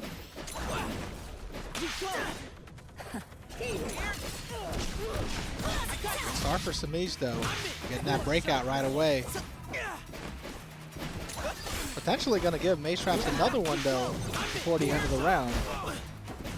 Yeah, more than likely going to be able to see another, as we can see right there. He's able to find that first Helmbreaker, drop the combo. Really unfortunate.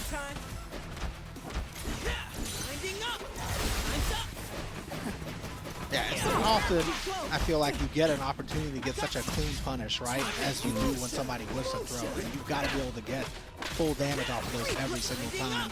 But he's going to make up for that right here. I was going to say, coming through with it with perfection, tag launcher.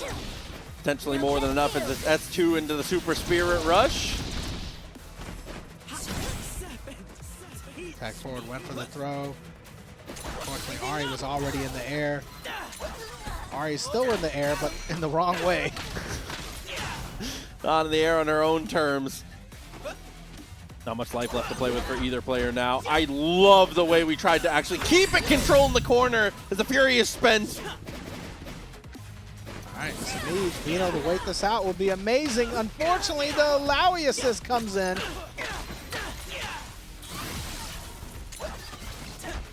Not enough to kill, but 1 million mix-up is set up and was looking for the parry, but Maze doesn't seem to care.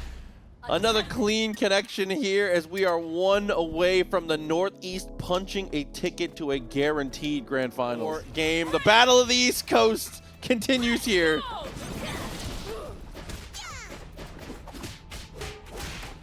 What's this? Not doing scale. Oh my god, not playing the same game here. Setting up that mushroom one more time. Limit strike, and the big one.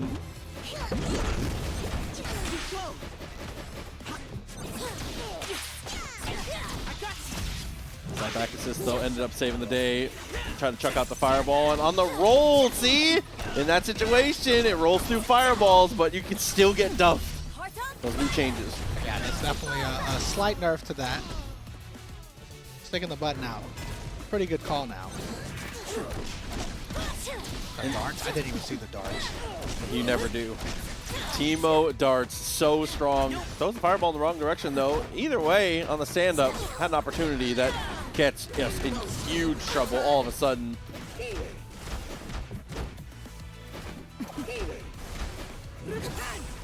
You can just safely go for that 2H any single time you want as long as you have that tentacle waiting, right? Dude, it's such a ridiculous special move, man. It is so strong. Being able to summon it from anywhere, one of the best anti-airs in the game. You can see even there, even with no tentacle on counter hit, you just get to go into the special, into the 2H. All right, Enzem, Fury dashing his way, trying to get this open up. And we're going to block? No!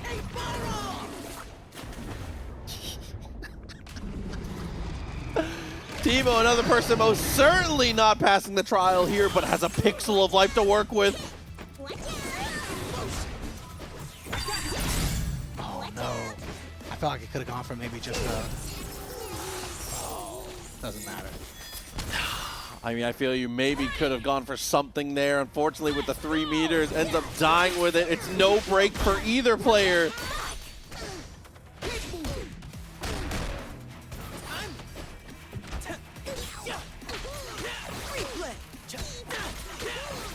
Throws just a little bit, but it didn't matter too much here.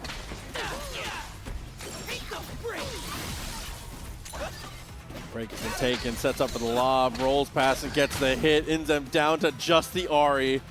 The final hope for the Southeast here to be able to punch a ticket to the finals, and it's not looking good. Maze is playing too dominant.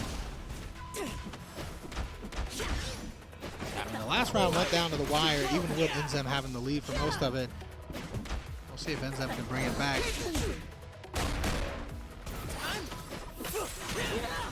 Oh, and with a 2M like that, it's not looking like it. Sliced up and finished with the Helmbreaker, the Northeast. The Mecca of Power. Straight on into the finals, guaranteed. Hikari said, I haven't even played yet. We're going to have West Coast versus Central. Both teams more than capable. And we're going to find out early who has the advantage. We'll see if it matters, though, going up against Dylan versus Yada here. Two of the strongest players. And that is the You Must Be This Tall sign of this patch. Vi S1. What are you going to do about it? It is such a question mark in a lot of people's brains right now because she's so hard to get away from. PCH has to be happy about the Vi buffs, right? Oh, yeah. Every Vi main had a party this week. Coupled up with the jabs, nice push block timing, and a great tech as well. PCH Pretty impressive on the defense here. As I say that, unfortunately gets scooped on up.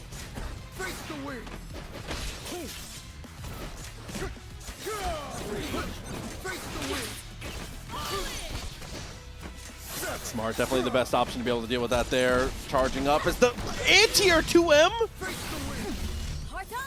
Alright, gonna switch over to the Blitzcrank though. Dash up, and there you go. The super goes right away as soon as you parry it.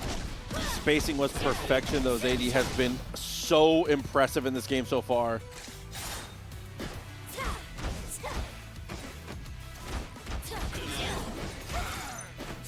Using the push block there, but wasn't able to get an offensive advantage afterwards. Still in the corner blocking. Oh, there we go. Dash on out of there. Was able to dash pass on that super assist, taking a little bit extra damage on the Vi here as that assist timer continues to tick down. Yo, shouts to AJ Inferno coming through with the sub, by the way. 6 months with us. And Trevor coming through with the $5 as well. Thank you guys so much for the support. Trevor also just claimed being anonymous. He said it deleted my tag, my bad. Appreciate you, homie. 15 from you there. S2 back down to the earth. OTGs didn't want to spend the bar in a situation like this where your life total is this dire. Makes a lot of sense. Damn, but you know what's better than teching throws? It's just jumping out of them. Jump, punish. That really could have gone either way there. I felt like it was going down to the wire for sure. Yada is clutching it up for his team.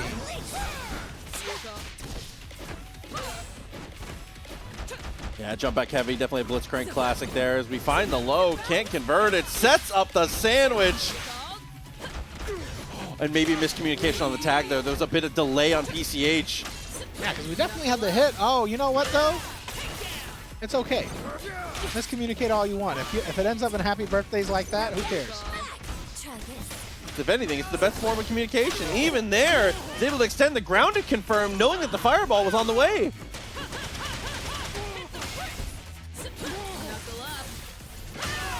It should be an easy finish here for PCH and Zadie. Central should be able to get this round. Or not. Uh-oh.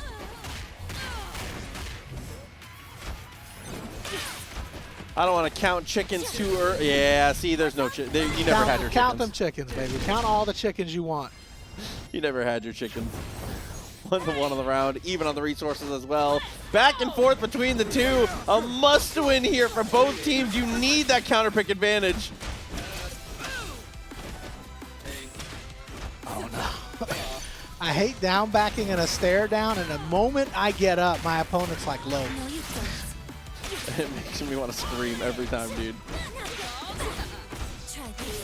Oh my god, that was absolutely evil. Baits out the get up attack as well, but no punish. Alright, still get the hit afterwards, forces the break here.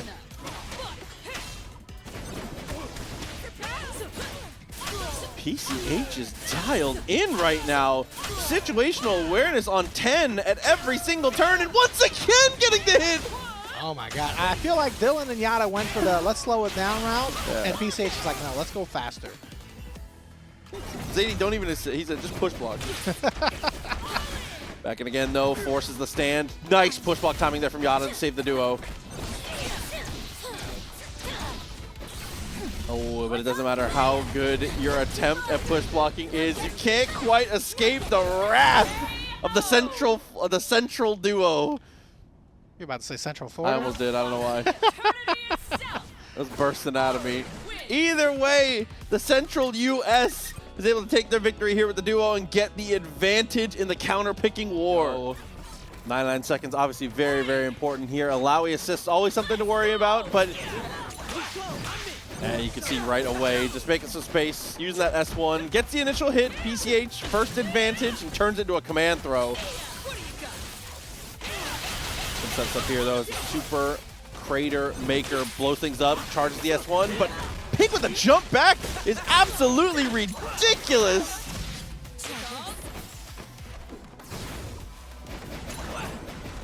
Dostro, I hate that, but I understand. As the low comes through, retreating guard attempted, slides on past the attempt at the Spirit Rush. Force stand and whips the fireball. Pink a little tired of blocking there. She tries to take a big turn. Nice attack. The Midwest defense is showing up right now. This Central US duo has been too clean when it comes to the blocks, man.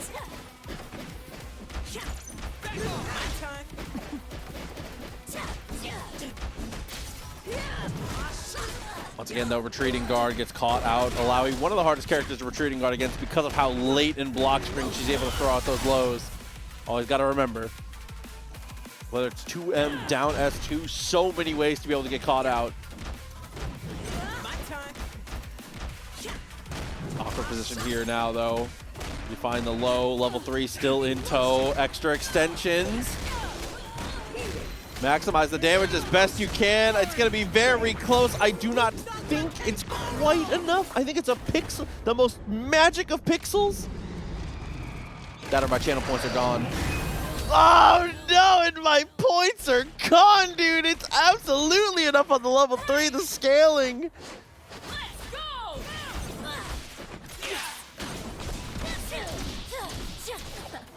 Slid past and found the hit. The duo not happy about that one, trying to answer back.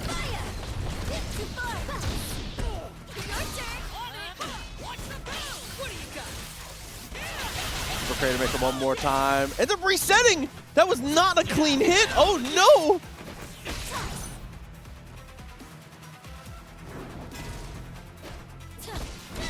Oh my god, and then wins the footsies too.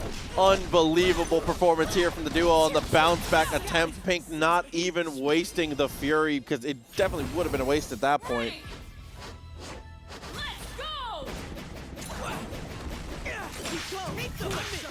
Set up for success one more time. Looking for the low, quick rewind. Forces the break, which is honestly a favorable situation here.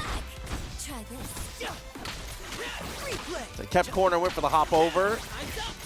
Pink not deterred in the slightest. Swings at the perfect timing to be able to answer back.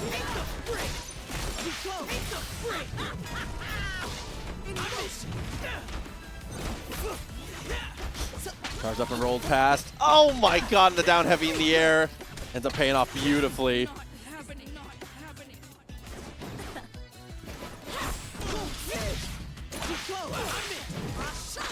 Chucking the time winder though, it's gonna bring us back down to the earth. And while the duo had such a strong opening on the other side, all of a sudden the West Coast fully back in swing. Pink with the rewind and everything's coming her way. This might be the last hit here coming up.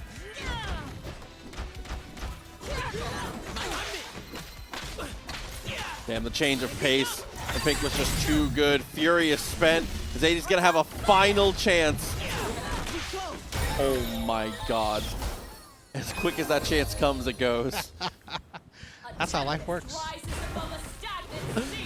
But a good showing from the duo, though, again, being able to take that early victory, get your team into a position where you have that counter pick advantage. A little more back and forth than we potentially would normally see, as off the start tries to rip the S2. That's a very ambitious role for Soul Demon. The Echo Point battles here, starting off in the favor of Pink. You already know, you get that tag launcher, yep. You're waking up the tentacles, baby. Fireball, unfortunately, doesn't break through. As a slice pass is going to force the break. That's a down S1, so that Fireball potentially could have broken it up. But Pink, with the perfect answer, once again, is able to break things up herself.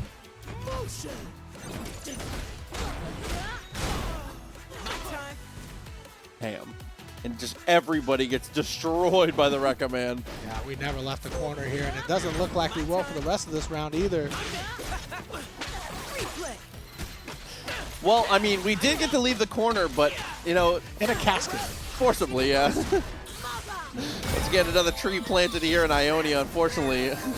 Ari's going to be the fertilizer. One round up for Pink. An opportunity to steal back that advantage. There we go, just a 5L there to start things off as soon as she landed.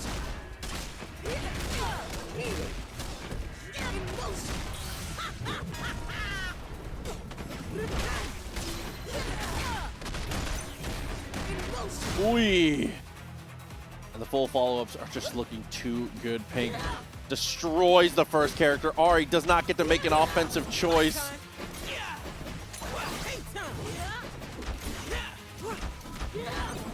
Yo, the big homie coming through with the sub 3 months with us. Thank you so much. That's the homie. Yeah, appreciate the support. That's the big homie. Ooh, Rewind got the Time Winder. That was kind of evil. Okay, doesn't get much for it, but still. Yeah, but every throw in the corner there as Echo allows you to get that mix-up. And that's really what you're looking for. Massive tech on the throw, though. As having both those characters still alive, the threat of the freestyle tag to control neutral is just too good, and I love this. Even though it's not going to kill, apply pressure. Put them all in. Yeah, definitely putting them where Chip is too much of a concern right now. Might even want to pop the Fury. There it is. Opens it up. The Fury Dash pays off here. Shout out to R1 Keo coming through with a sub, by the way. Thank you. Gotta look for one more Fury Dash cancel, more than likely. There it is, and finds the low! Soul Demon not dead yet! Oh, manages to hold on thanks to Fury here. Ready. What a comeback. Let's go.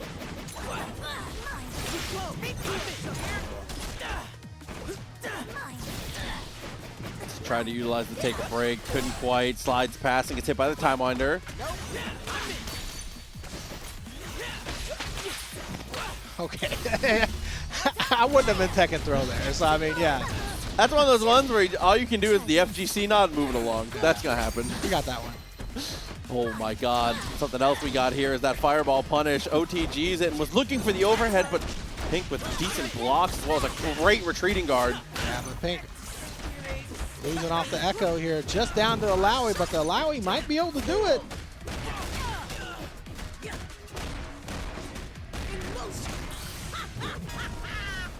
Setup is applied. Here we go. Legs exposed on the 2M. Unfortunately, the tentacle timings weren't working out. Normally, you'd go Rekka 2 there to try and extend for the tentacle timer. Yeah, not being able to finish off Echo there is a huge advantage for Soul Demon.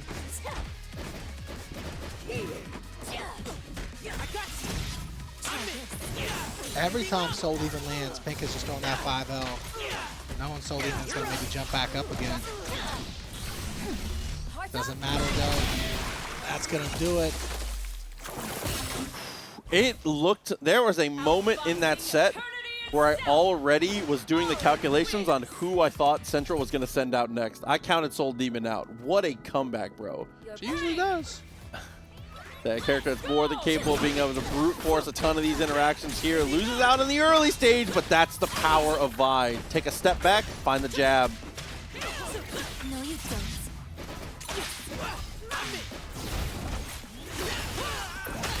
You know what? You don't always need a parry when you got counter on your side, you know?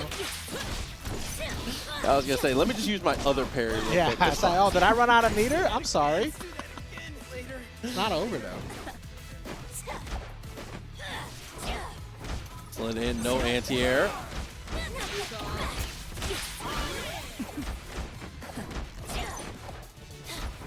Damn! Defense, Soul Demon, okay! That was so good. I feel like the mix-ups, as crazy as they are in this game, every time you see some good defense, it just feels amazing. Justin at Law coming through with the sub, by the way. Thank you so much. A level 3 here to finish it off. Blazy off to a strong start in round 1. Yeah, smart use of the charm. Love yourself. That's an important message for us to learn as Ari gets atomized by herself. I mean, level 3 to herself, that's pretty narcissistic, if you ask me. So far, though, I mean, West Coast, like I said, coming into it, as much as I love the Southeast, West Coast was my favorite to kind of win it. Obviously, they've got the king himself, Lee, but they got so many great players, right? Blazy, Pink, you know, Dylan, Yada, everybody is so godlike on this team, you know? And it's like, damn, this just goes to show you how close the skill level is all the way around. I was going to say, all these regions have been absolutely massive when it comes to battling it out. And they're here on the throw. We told Demon. Ties on up. Use that S1 super. And chases on the tech chase was exactly correct. Gets in trouble for it.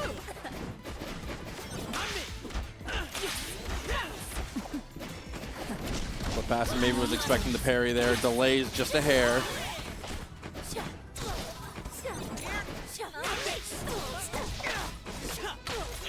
Oh, that's what you got for swinging up there, though. Hitting on the assist.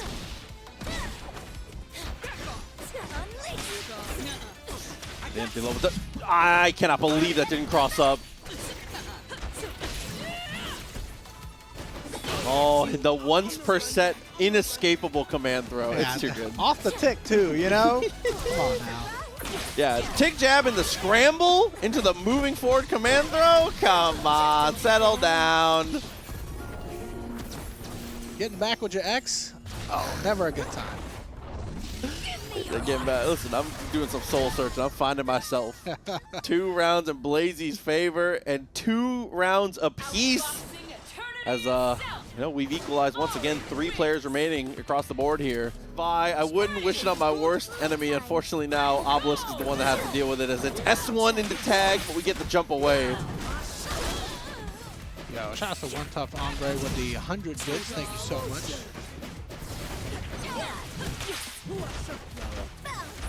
Decent reposition, goes for the jump over, and that's why on the earlier mix-up we saw the Ari not go for the extra normal.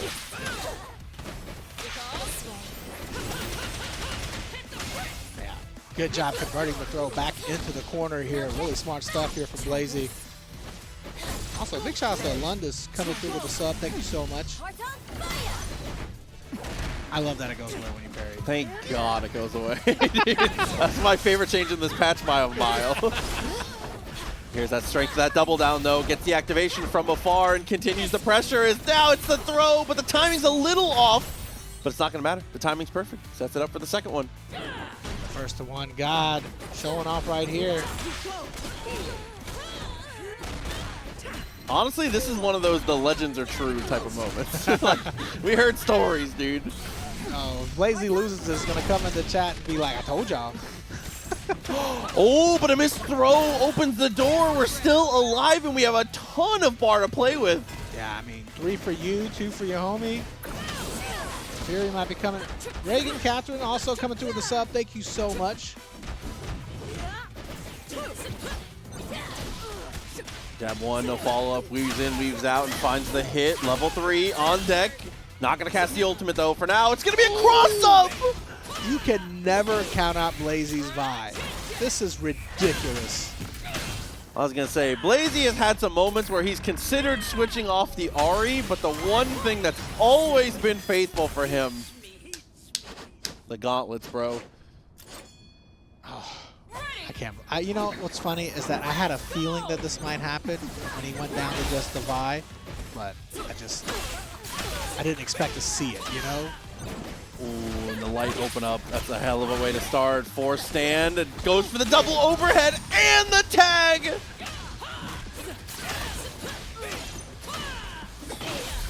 Are we saying Obelisk was the first one got? I meant Blazy. That's what I was saying earlier, by the way.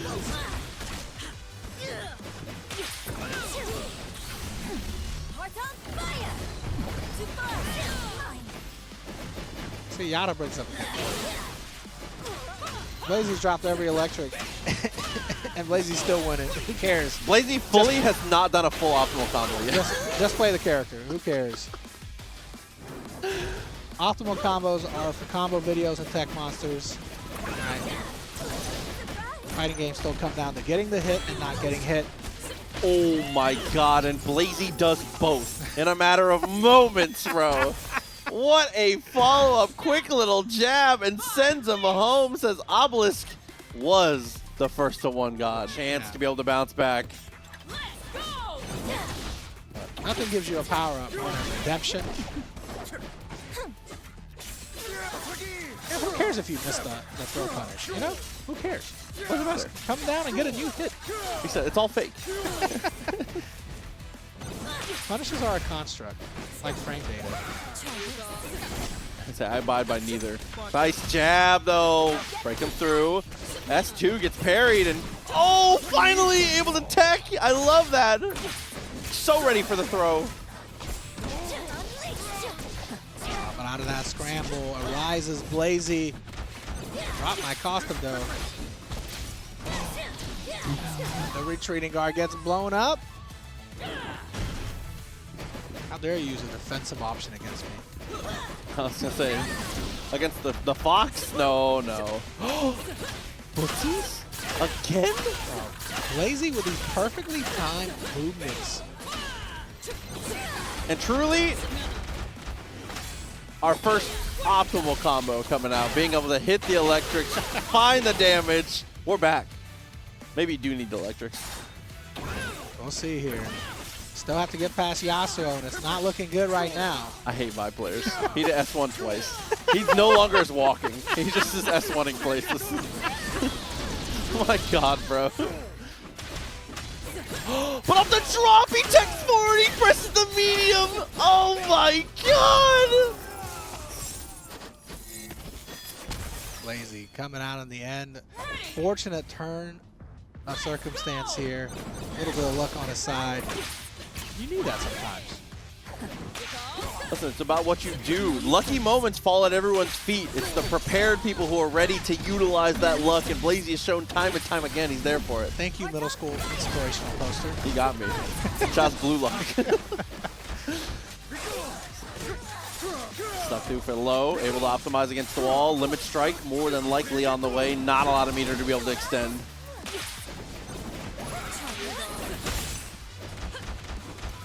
Don't trade with mine. Ooh! And a backdash into the 2H! Uh-oh. Yeah, late double overhead. Blazy's gone almost exclusively double overhead in that spot. Ronnie was like, finally, this is where he goes low. He's gonna mix it up. Of course, Vi keeping you locked down there and blocks them for about 2 minutes doesn't help things either.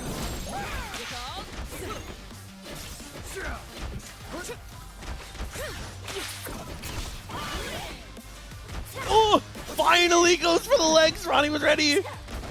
Ronnie just needs one hit here on Ari. Definitely do it. Oh, is he trying to reach? But no electrics again. 2 drop combos in a row, and he hands away the happy birthday. Just Vi left, but this is Blazy's Vi. Both players with 3 meters on their side as well. It's Commando time. There it is! And we dashed up parry, no punish though! Yes, So sir. I'm blocking that too! Oh, and he makes the Fury. Oh my god, Ronnie redemption. Tops it up. Is it enough? Oh, the OTG is exactly enough. I love high level 2x KO. And by high level, I mean match that level 3, baby. Yes, sir. No level higher than 3. Got the jab, slides on past. Oh my god, and runs into the cross up.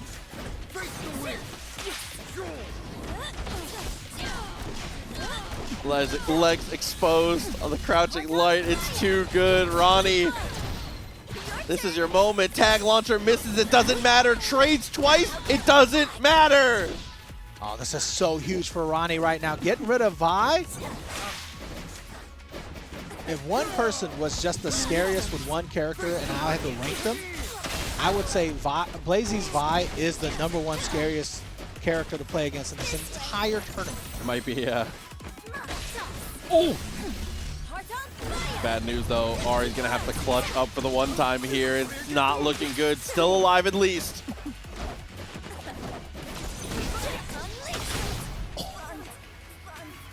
It's not just a boulder, Tong. It's a rock. I hate when that thing gets tossed my way. It's not the best assist super, it's just the most annoying to look at. Oh no, and this is really bad news here. Taking the damage while we can. I don't think it's quite enough, even with the extra optimizations here. The charm is not applied! He drops! Too much hit stun scaling potentially. This time the level 3 does connect. Ronnie Chu! This is called game sense. How could you, after having seen the neutral that you and your opponent played, for that amount of time, how could you have not thought he was going to rip level 3? I almost said it. If Ronnie Chu didn't pop out of his chair and fucking yell at the top of his lungs, he's not human. Here we go. Darius and Braum here to try to protect the castle. I was going to say, yeah, the invading forces are right at the gate here for the West Coast, man. Ronnie Chu definitely got to be feeling confident after that last one, though. But this is such a change of pace, right? It really, truly is. As Light Wisp is able to get that charge heavy, goes for the dash forward. Misreads which S2 we are going to go for, though. Rips a parry, loses a bar, and potentially the rest of his life.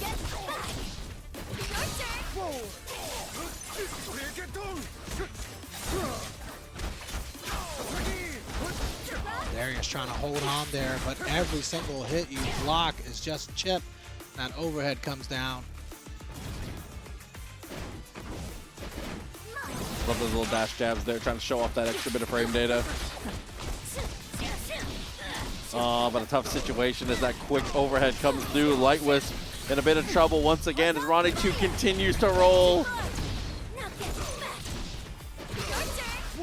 S2 into the tag. Bring him back down to the earth. And once again, the moon is toast. Well, Ronnie Chu is looking different right now. Said I could have clutched it for my team in winners, but now I'm going to do it in losers. Carry the team to victory. Oh, and finally that jab does find some mileage here. Being able to get the anti-air as we close the distance, but the parry on Wake Up as well as the hard read on the bait. I cannot believe you did that.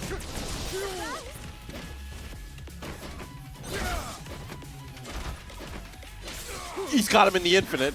Oh my god. 3 times?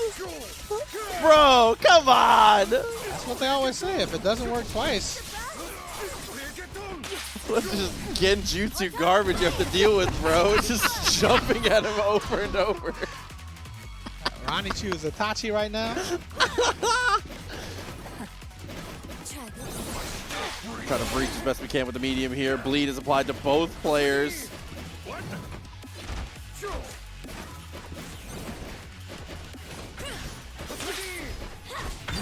Ooh, almost too far for the parry, but luckily the Fury gets off.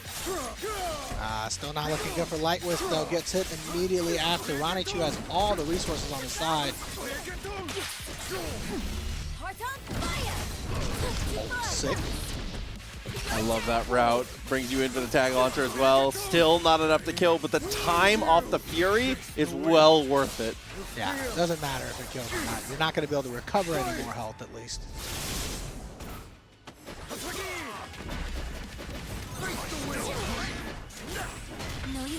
Oh, yeah, you had to. You had to. Heavy was going to pick them both up. Oh. Try to go for the shield and shoulder tackle combo, but did not work out. Ronnie Chu still holding strong for the team, right? Yeah. Taking down so many players already. By so many, I mean 2. But that is a Herculean effort in the later stages of these team battles, man.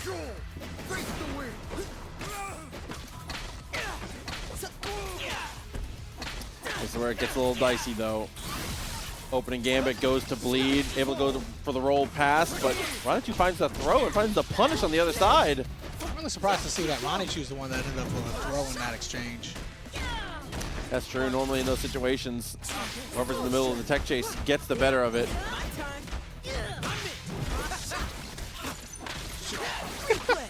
Nah, you got it.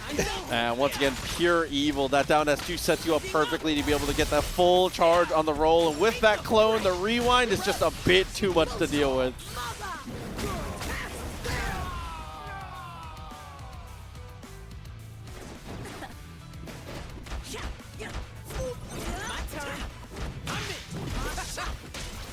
Oh, this time, switch sides, didn't go back, went for the overhead instead, mixing it up here. She says, yes! Charge up the heavy, bring it back down to earth. 1, 2, 3 on the slam and Bleed. Got that first round. Let's go! And time to throw with the assist behind it completely shuts down 99 seconds there. Yeah, definitely one of the stronger openings. Oh, and you saw even on the jump in there, you saw that little bit of a hesitation. We've seen Rewind a couple times now. This time Bleed just calls the assist, keeps it to the same side. He's getting up, letting the tentacles do the work here, finishing off Ari. Yasuo all by himself. Oh, don't walk up. Okay, no choice in the matter here as we're going to have that one extra tentacle for the extension. Super, and it should be just enough damage. It is Bleed able to keep his team in play here, ties it up. I feel sorry for them. They didn't even bring a break. Okay, it's a major pain point across the board here as round start gets very aggressive with the jump forward dart, interrupts the assist.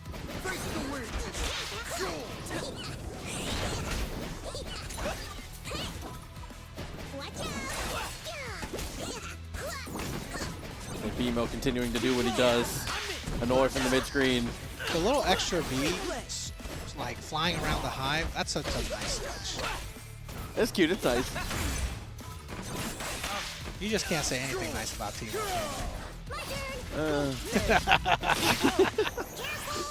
Here come the darts though, gets the interruption and drives just high enough to avoid that projectile. I like that Bleed realized Echo is absorbing all of that and just decided to jump forward. I was gonna say, when you see the double down version of the team, that's usually what people do. They just throw their assist into it and it's like, you'll recover that, it's fine. Oh, but the tentacle got Bleed in trouble here.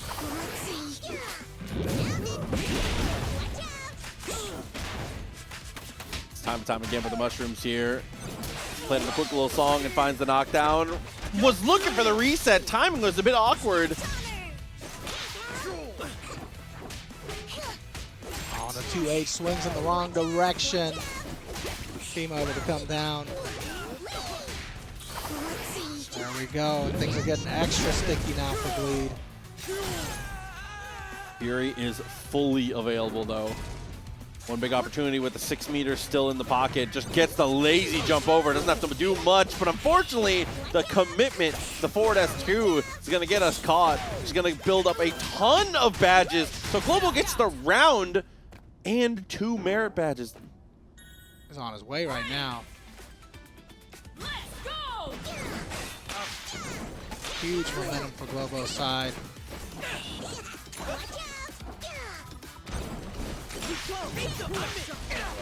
Like, even if he did lose this round, the momentum carries over into the next one, you know?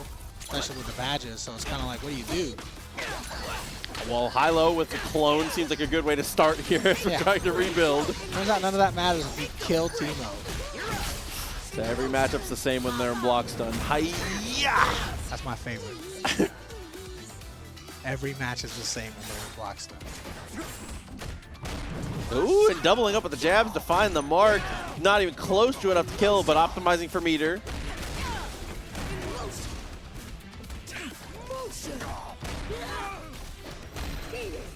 And off of that one, we're just going to choose to hold on to the Fury. No chance, excuse me, no reason to try and overextend ourselves. Even here, it's tough. Yeah, we got 2 full health characters. With that throw there, it doesn't really matter too much. Lobo obviously never going to say die, but... Damn, that hit him from too far. I did not like that. Oh my god. That was really far, dude. All right, let's see if Global can keep it together here. Bleed kind of dominated that second round. Go step pass, rolling attack. It only hits Echo. It forces the break. That's a huge miscue. Every time, I think, Timo's missed it. He's always got it. Yeah, I feel like it's easier for him to just OTG at that point. Every time.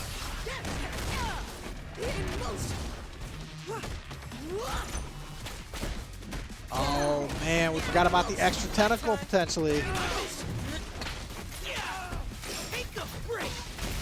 And now it's take a break a couple times, once for every tentacle that you've managed to plant, and now the character we've talked up so much for Globo has to save the team. I feel like this is a huge hill to climb here just for Teemo. Gets the push block. One more chance at it.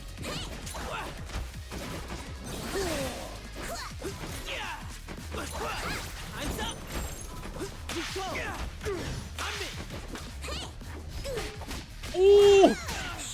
The awareness. Dude, missing the parry there is huge. That extra bar off the table, as well as Echo dies for it. You can tell in those defensive sequences all the way into the punish of the parry, Global was locked in. So I'm not losing this for my team. I won't be the one.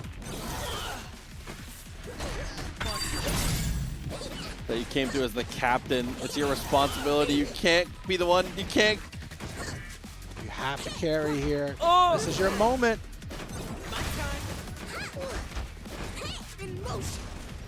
Tried his best to bait the throw twice in a row. Get up attack. Continues to be successful here.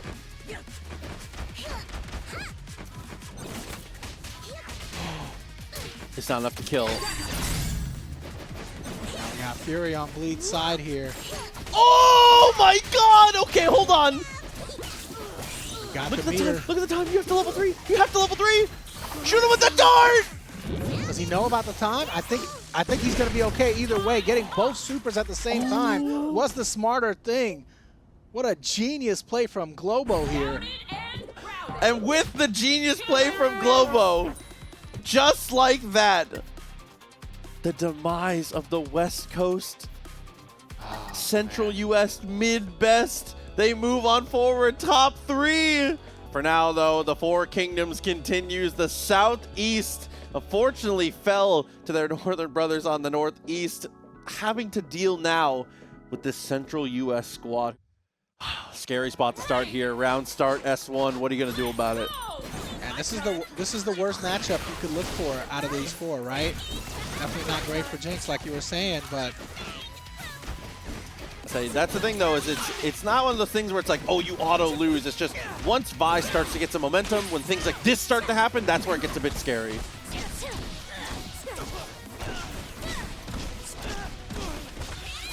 Followed up. Doesn't quite work out in the end. Quick little fireball, but the zap saves the day. Keeps it locked down. Ooh, this is the easiest match of all time. That's Jakey. he said, who's Vi? Never heard of him. Oh, be careful though. Chomper closing the distance here. Utilizing the Chappie and going for the super. Not quite enough to kill on the chip, as that's going to be a dash-up punish. Yeah, easy punish here for Ari. And she was down to pixel health too, so you know it's got to hurt. Now get back. Your turn. Oh, shout out to Twins Horror in the chat, by the way. Appreciate you being here. One of the best players out there in the world. Hell yeah. Sucks you have to utilize the meter there, but you know, safe is better every single time. Quick little knockdown, making things work. And the rewind there, unfortunately, brings you back down to the earth, where PCH is able to find the low. Retreating guard gets caught out. And that should be the end for this one here, at least of the round.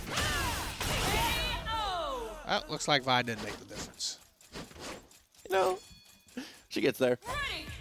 I like this skin too, I'm not gonna lie. It's simple, but it's nice. Like a green on the face? That's just the the statue.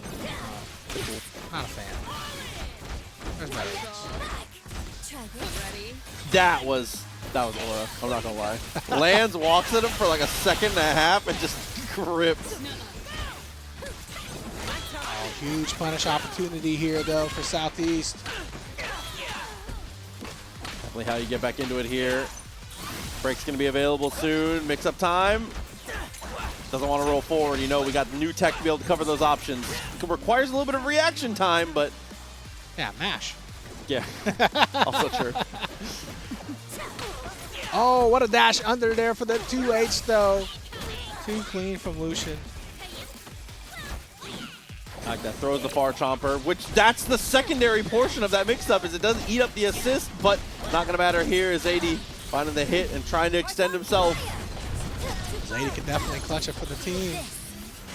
One down, one more to go.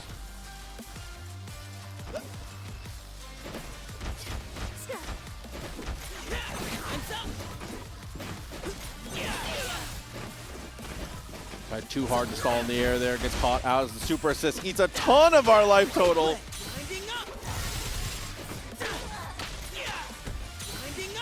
And they're just going to let it go. Doesn't want to use the Fury. Would rather keep it even. I think that's a smart call here. Going into the last round. Especially when your enemy team has it. Oh, yeah. You don't want to be the one to not have one. No, you don't. There it is, popping it early there. Especially with the Ahri on your team. Means that you're most likely going to get another one if Ahri ever gets a hit. My God, the mix-ups are too strong, though. Not getting a chance to even play the game, let alone build a break. Oh, no, and the get-up attack from Zadie fails. Jinx just out of that hitbox. How am I supposed to build a break? I can't even catch a break, dude. This is, what is happening? Back in again, the Southeast duo one more time with feeling.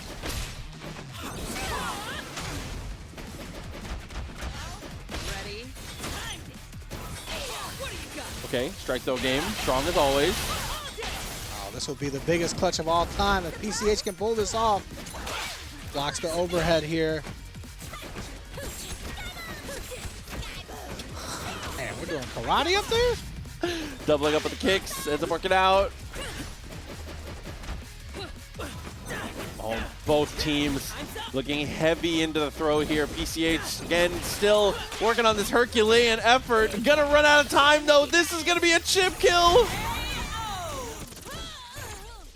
Oh, man. PCH and Zadie not able to hold on here. The chip too much. Jakey and Lucian. I always believe in the Southeast, man. Able to save us here. Then we're gonna send in a heavy hitter. It's gonna be Obelisk.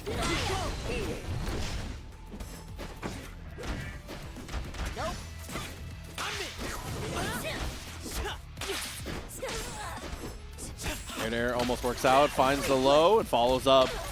Can be Lucian. The early first blood.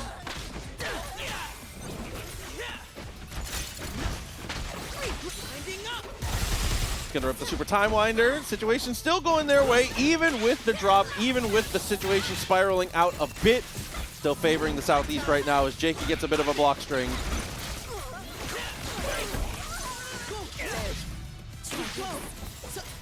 Didn't want to lose a character there. It makes a lot of sense to force the break. Still going to lose a character, though.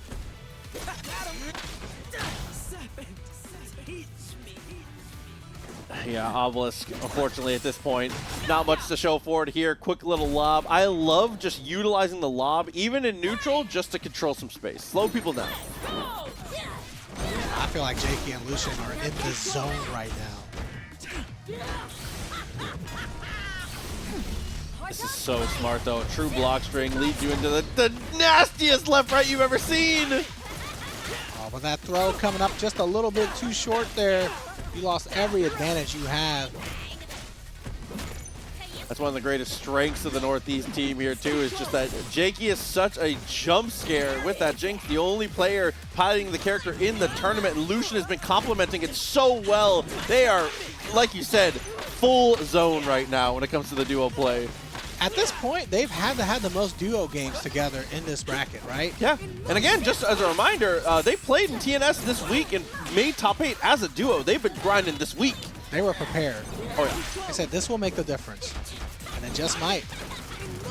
Like I said, the difference between winning and not winning is about $500 in prize money for each player. Yeah.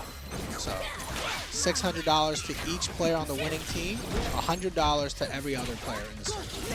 So break is good, but you know what's better? Push the big red button, super mega death rocket, looking for the execute. Gonna get the kill and the assist.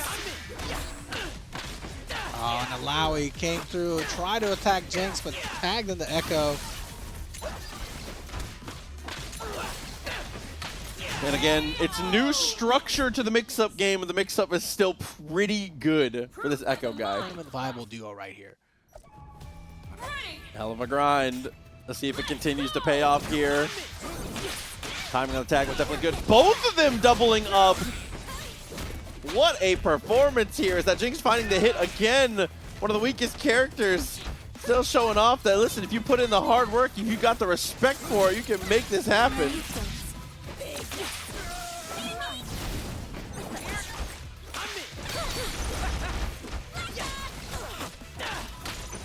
Tampa with a quick rewind there. That is one thing that they are activating so incredibly well, is Lucian and Jakey are doing a great job off of the minigun. Being able to get the activations and get situations like this. Oh, such a huge victory here. What's Ronnie supposed to do with, what, 100 health, maybe? I say, this Yasuo guy, he just got nerfed. What's he supposed to do? He can't fight. He's cooked! All right, let's see if Ronnie can turn it around here. Sends the Chappie full screen. And now just waiting it out. Let that zap charge up. I mean, the longer it goes, the more it favors the Jinx here. She's able to get a couple opportunities here from full screen. Eventually, you are going to beef it up, and that's going to happen. Yeah, I feel like Wind Wall just only protects you for so long if you don't turn it into offense, right? Yeah. Especially with stuff like Chappie, who will just like keep knocking at the door on the Wind Wall. The monkey will just keep running into it. That's the battering ram for the gate. if we're really onto the Three Kingdoms stuff, that's the battering ram. Good patience there, not to fall for the dash up. Was looking for the jab. Oh no, but Jinx overextended here. Jakey was one more shot in.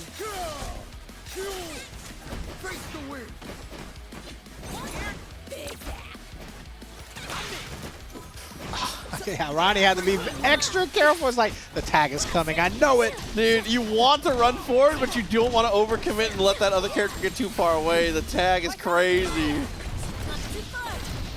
Jab, jab, pass it back. Here we go. Give me the tag launcher, which secures the kill. 2v1 now on the bounce back here. Ronnie Chu, big advantage.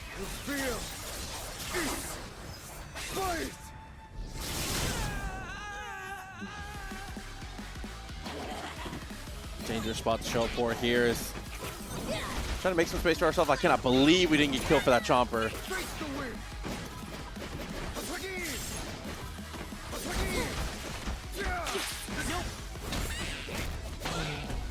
What a start though. 2H finds the mark, gets the side swap and rips the missile. The ultimate is cast. I think it's enough. Yeah, oh yeah, it's way more than enough. I always forget. Yeah, I mean, Ari's reduced health compared to other characters definitely puts her in danger of dying to these things a little bit more often.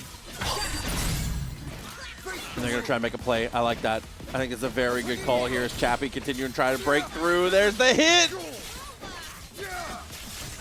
Yeah, the Fury definitely did not pay off here with time running out. And it is just exactly enough to kill. Spending that last resource and not getting the victory has put us in a little bit of a hole here, at least from the side of the Southeast.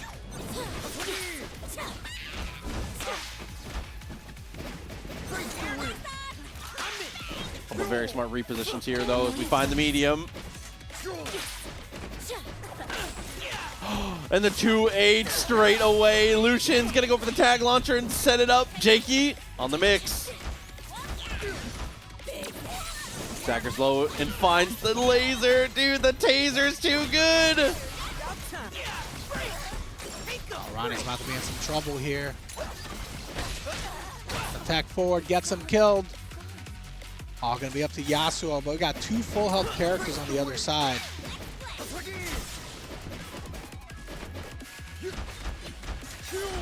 Damn, the no 2H there was a crazy guess. So I bet this jump is gonna be an empty jump.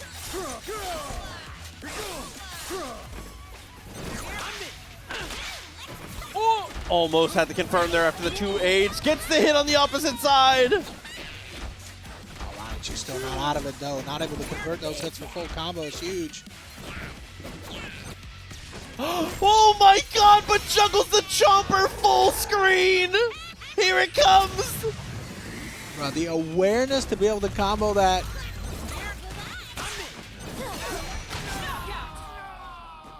Like, what can you do, dude? Jakey's so good on the interaction with the Jinx. It's 3 straight for the duo. Diphone, I need you to lock in. Well, We'll see though. Soul Demon definitely capable. Still got 3 more characters, or 3 more players, excuse me, in the central team. Definitely far from over. Ooh. Yeah, on the connection there. Recognized we weren't going to be able to get there in time, so was willing to just give away the space. Nice parry as well. Chomper.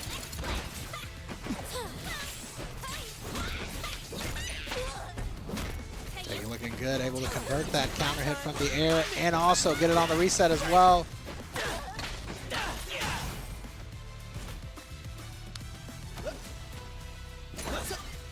Looking a little one-sided here at the beginning of this first round. Dude, the duo continues to roll. What can you say, man? They're playing it so good. And they're getting better every single time. That move got buffed, but please be careful using it. Try to rip the chain gun where we can. Okay, your ankles. Yeah.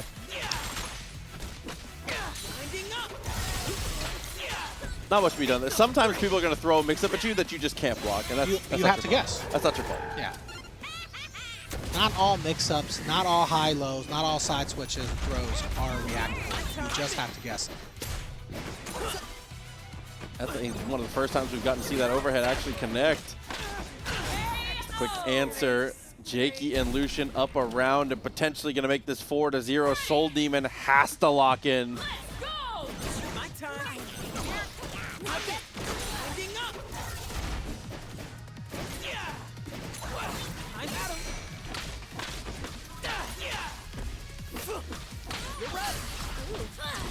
Damn, lock in he shall. There's a limit strike.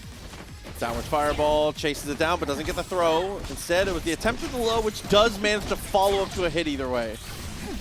I mean, it's really up to Soul Demon to kind of clutch it up for his team, right? Jakey being the only Jinx player on this team in this whole tournament, actually. You don't want to leave it up to just 2 players going up against the entire team of the Southeast. I will say that's the biggest strength of the Southeast team is they have the most stressful team to play against. It's 2 Blitzcranks and a Jinx, bro. Like it's a stressful time. Yeah,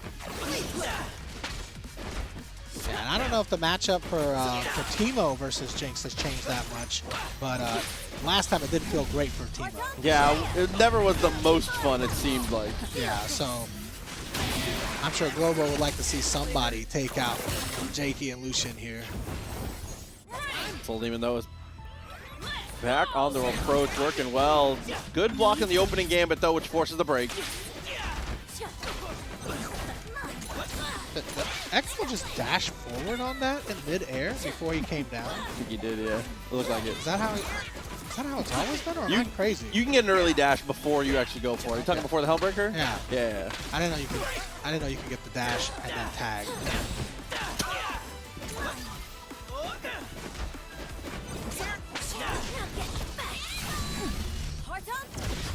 So anti-air 2M about as good as it's always been. Was looking for the air-to-air, but was a touch late. No meter, though, for the OTG.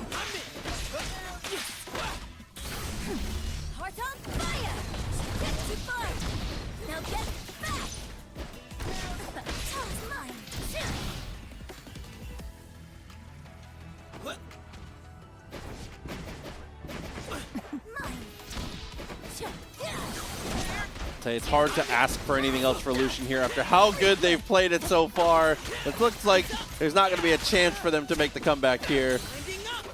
Yeah, this should be the end of it with 1 more meter left. Soul Demon finally able to put a stop to the demon duo of Lucian and Jakey. AW work is the Teemos in the business.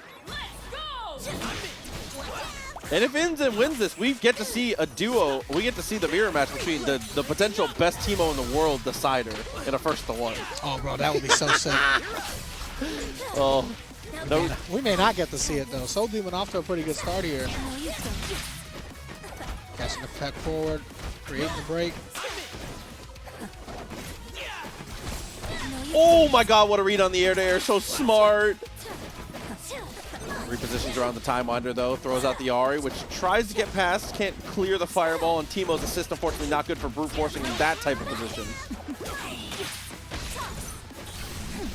I like the tag in the air throw there. Really smart decision from Inzem. Now get back. Try this. Your awareness has to be next level to be able to spot that. They're a bit too strong. As crouching medium once again finding the mark here. The open up that we absolutely need. Soul Demon resets it. Inzem gets caught by the, that's the basic stuff. Sometimes going back to basics though is all you need. Yeah, throw is a throw at the end of the day, you know? Doesn't matter how good you are. Can't drop the axe on him though. Oh boy said, you looking for me? I'm chopping wood. Closes a bit of distance here too, as it's gonna be the round restart here in the corner.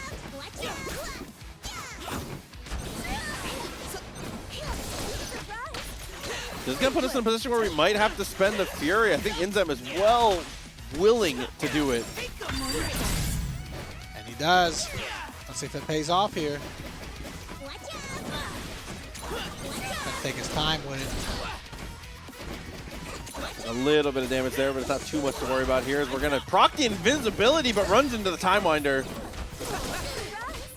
You're dead. Oh my God. Waited to the very last moment of Fury running out to finally make the approach. Soul Demon pops on Fury. Oh my God, and a quick little side swap ends up saving the day here. 6 seconds left. Inzem forced to play a little bit rash. What a start. Just come down with this. Sometimes, bro, round start Helmbreaker, it's good in every game.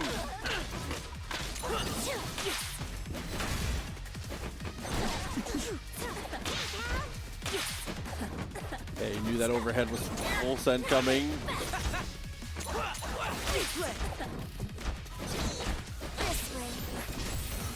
I got put in a weird spot there after the double jab. Looks to jump out of the pressure.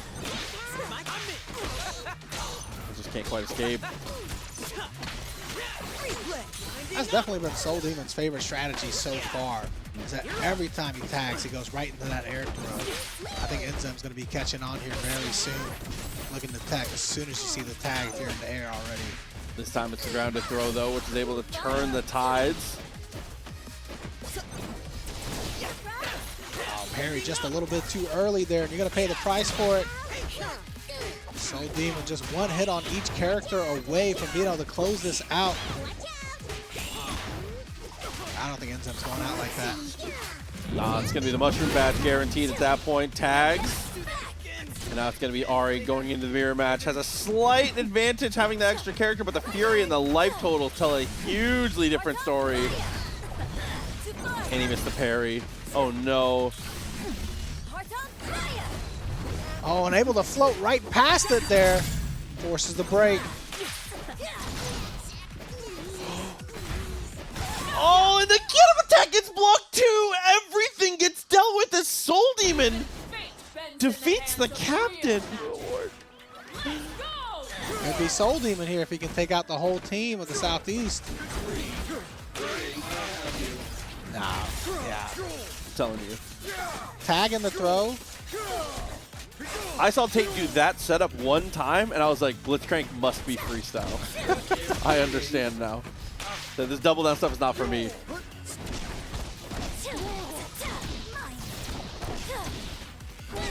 Doubled up those, get to the wall. Tag launcher, puts us in a weird spot. And by a weird spot, I mean, if Yasuo gets hit again, you have to play solo Blitz, which is never the spot. What? Hey, we don't need an explanation, all right? I'm just happy to see Blitz doing things.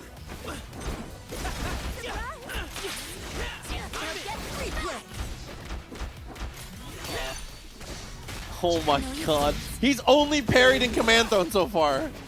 That's all you need. You got two moves. There's the other move. You know, I may be an old man, but when I'm watching Blitz, bro, I'm like a kid, man. I'm just excited.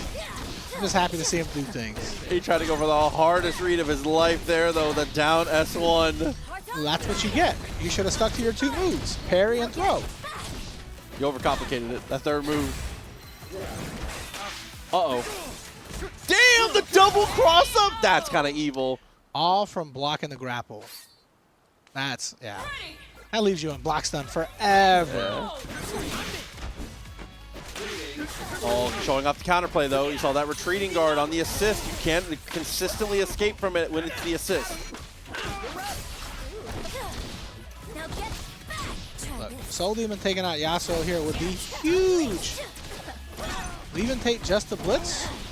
Yo, Carson, I see you in the chat, baby. Try to go for the double parry, mistimes the second one. A little unfortunate, but the robot cometh. Oh no, and the robot going. Had to pop the break there, but I'm not even sure if that's going to be worth it. Oh. Oh, and off that pop-up, I thought off the 2H we were maybe going to try and find a way to find the hit. Instead, we found ourselves into a limit strike in a terrible spot for our robot.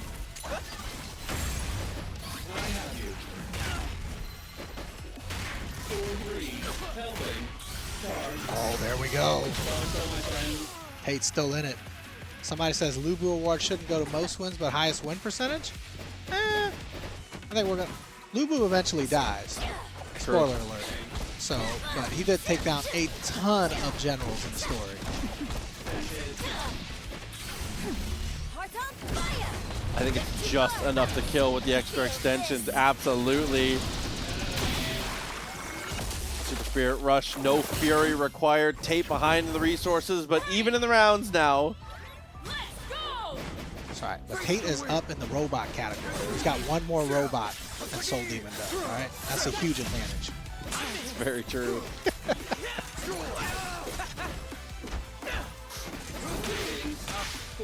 That's one double tag. Nice cross up. Oh, it tries to hard read with the parry, but doesn't die for it.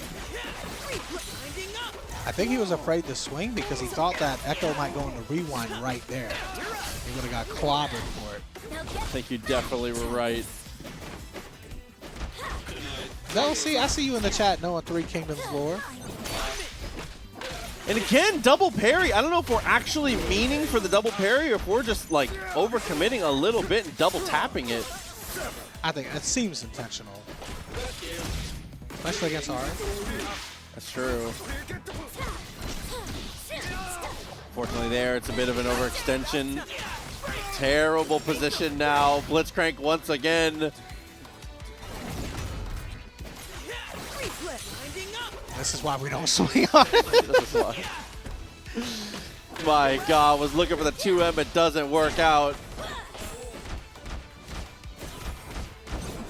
This is where the mix comes to throw right into the tag here. Level 3, and that's going to be the end for Tate. As much as I love to learn, that robots can love.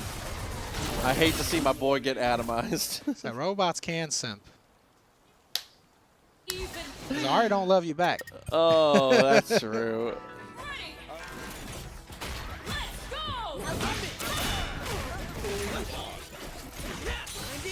I like that though, after the tag. Just trying to get away. Didn't want to deal with much after the Braum shield here. And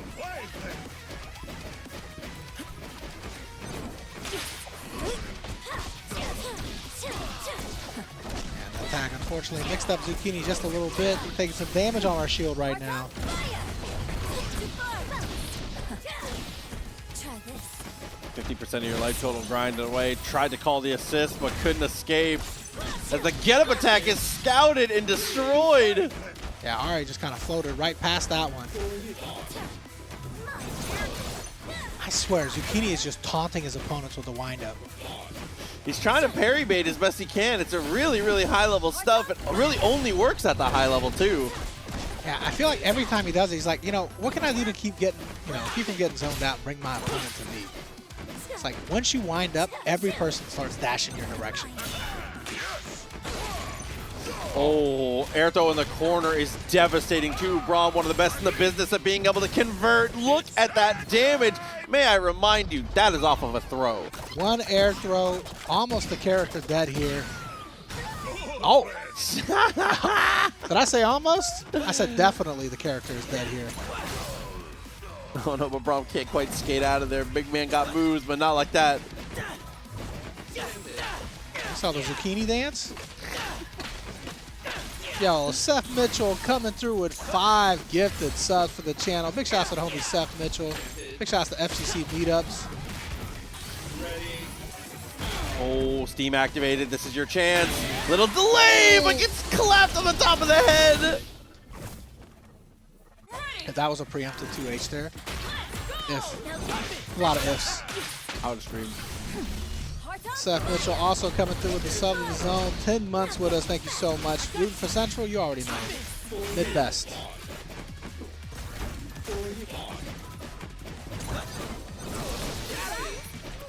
Dude, make his rocket punch work. Sorry, just come on, man. All right, I'm good. I need to get that out real quick.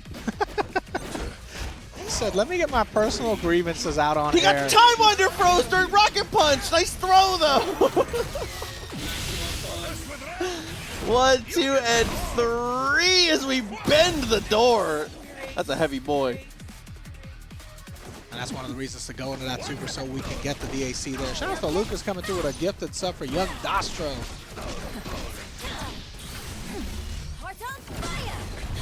Unbreakable removed. Damage adds up for the limit strike. Tries to be a little tricky on the jump back. And retreating jump light.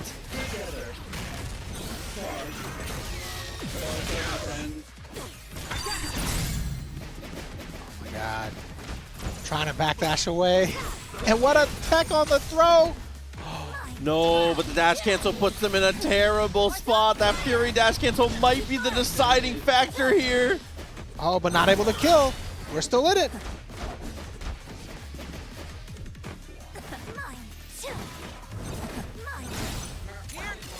Oh, I thought Rom was dead. Yo, big shouts to Kung Fu Kaiju coming through with a sub. 10 months with us. Thank you so much. 1 hit away.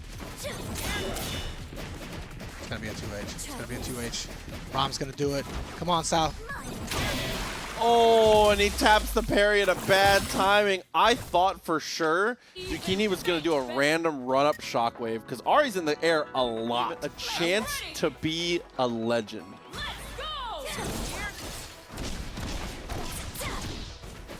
Not the start you want, though. Give me that return trip with the orb. S2 for the knockdown. And that tag launcher so smart.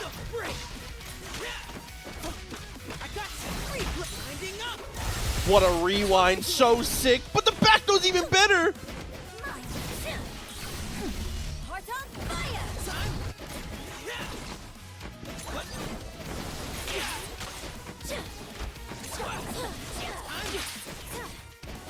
Couple good repositions in a row. On the air-to-air. Ends up working out. Just tries to pretty aggressively reposition there. Wasn't comfortable playing the Ari mirror match with the, the jet planes passing by each other. Spirit rushes back and forth. Goldology in the chat says every player is STG. I think half of this tournament is players from S Tier Gaming and Oni. Yeah, big shot. Listen, high-level talent scouts, all I'm saying. Yeah, exactly. They know. They got a good eye. Oh my god, the self alley-oop Samish. What an open-up.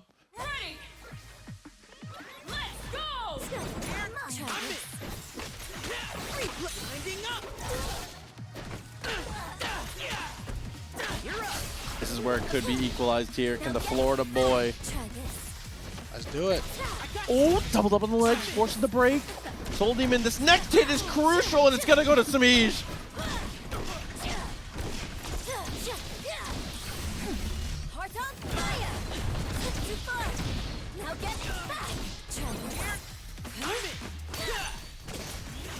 This is exactly what we expected, though. We knew that when Samish came into the battle, he was gonna dominate. He was gonna clutch it up for his team here. Oh, not looking too clutch right now, though. This guy is definitely a generational soldier, man. Car in the chat asking, is Samish the last player? Yeah, the last player for the Southeast, yep.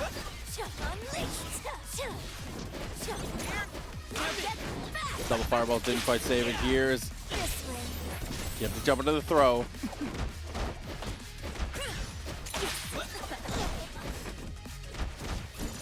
Yeah, there's no charge on the jump heavy there, and it's a little too high, so no reason to try and go too heavy and trying to extend it. S2 gets them both. Semi's gonna lose nothing. He's gonna lose a little bit of life. And Echo. Yeah, he did lose Echo, thankfully, which would have been the end result anyway. Oh, and it's a one-hit quit straight in, the single confirm into the 37th attempt. Soul Demon, one away from legend status. Soul Demon has just been kind of tearing through the entire Southeast team. Semi just not having it. Heart on fire. Too far. Now get back. Your turn. About time. Take the break. Hang time. Misses the throw there. Wow, Soul Demon to play a little bit. Hell of a throw. No way to pick it up. Just goes for the tag. Time's up.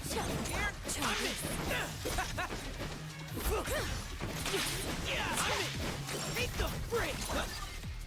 Ooh, the rewind there was super cute. Oh! Didn't have meter. That could have been it. Yeah, good back off though. Otherwise, you could have lost your own character.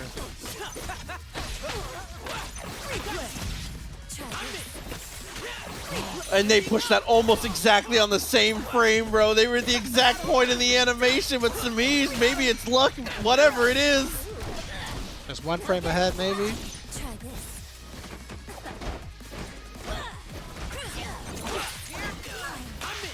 He's in such a strong position right now.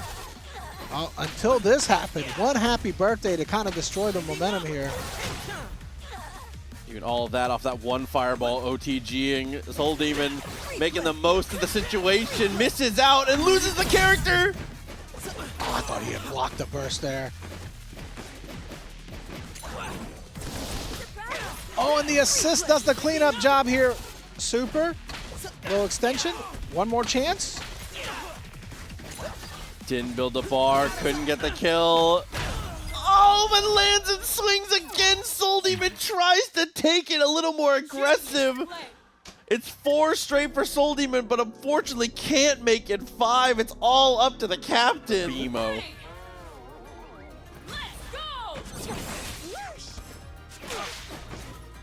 Ground start not going his way, ends up going for the tag, tries to bring in the Yasuo, you know, character that can obviously control pace extremely well. Get that initial tempo in your favor, which allows Teemo to set up with a lot less consequence.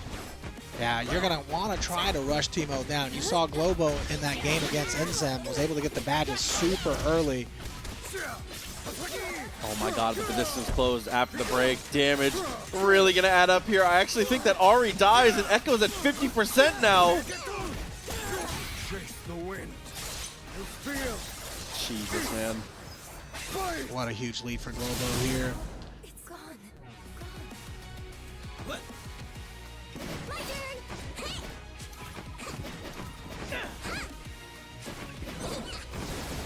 Okay, Polestar clears out some of the mushrooms here. And there it is. Early open up.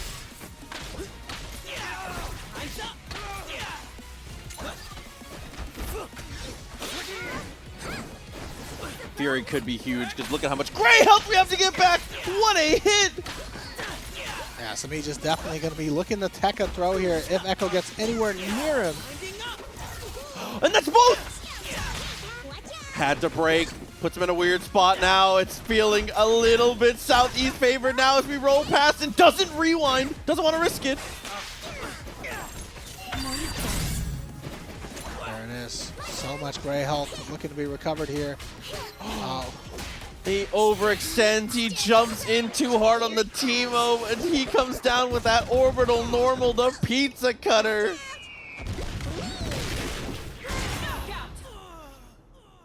Spending your Fury and losing that is a heartbreaker, man. Global was able to clutch it up for his team in the last team match against West Coast. So see if he can keep it going. The air-to-air is so frightening against this guy, though. Has to rewind, forces us to spend the meter, steals the turn back afterwards. It's the overhead into the tag.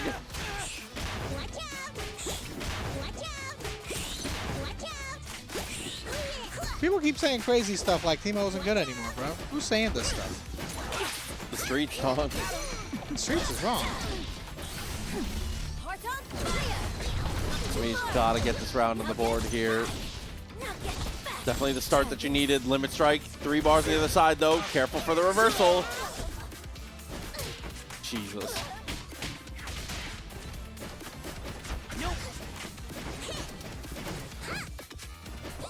I think Lobo just playing his own game. That slingshot continues to be a menace, man. Used to be such an integral part of the game. Now, there's a little bit less so. There's the break.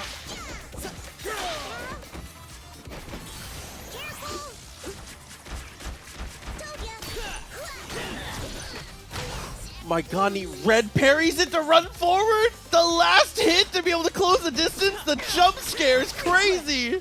Yeah, Teemo trying to plant a bush there was not the best option, unfortunately.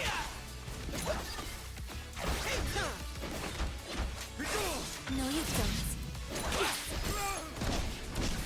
That move from Yasuo Raw has gotten Semifinal every single time.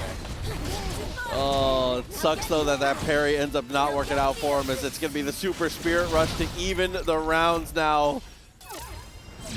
Globo though ahead on the resources. Samij a lot of making up to do. Badge is nearing completion as well. Yeah, at least with the darts. Oh no! Death is also near completion, bro. Getting happy birthday here. Now get back. Try this way. You should get a double in the strike for that. Oh my god. You should get a double meter build for that. Tags at the perfect time. Is going to build enough meter here on the second hit. Things are looking so good. It's a single touch per character now, but there's the parry.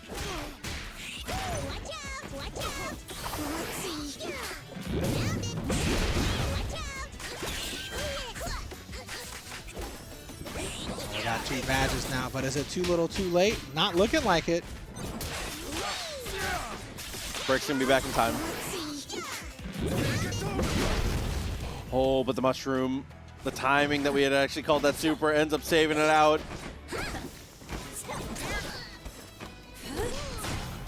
What? Ari with full health. Globo so far away from Fury. And catches the legs! Yes, 2 misses! But still in the corner, could not hold off the Ari offense. Oh my god, it was a hard-fought battle. So close for Central, the mid-best, just a hair away. But it's all East Coast all day in the finals. The Southeast survives. The finals begin, though. Let's see if that Northeast duo can reclaim their success, or if the Southeast can bounce back here. Off the start, it's already looking decent here as Jakey was able to get away. That's the hardest part of every Jinx matchup, I fear. If you're playing her on point, is just, how do I escape at the early stage? What's the fast way to go back?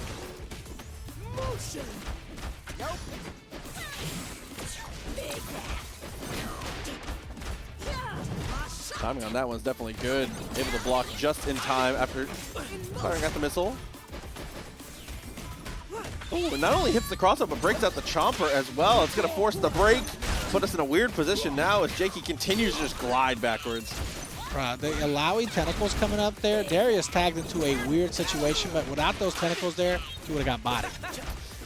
It seems like this pushing Chappie forward. Extra little bit of chip. No clean hits yet. Bro. I don't even know what the name of that sequence would have been. Just violence right there on both. Oh, dude, what a fix, though. Summoning that tentacle in the middle of the forward S2. And again, oh, that move has been paying the bills here. Diaphone has been going crazy with the anti-airs. Like I said, I mean, Jakey and Lucian have definitely been the key to Southeast's success. Yeah, saxophone, definitely. Tentacles are too much. Was able to take out in time at least.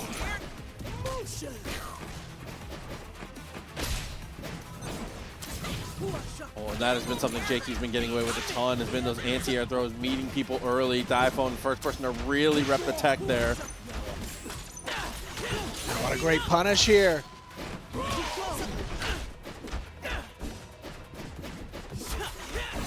Really good call from Lucian to be able to get that break out of the other team. And tried to bait out the anti-air, but the clone ended up way too far away.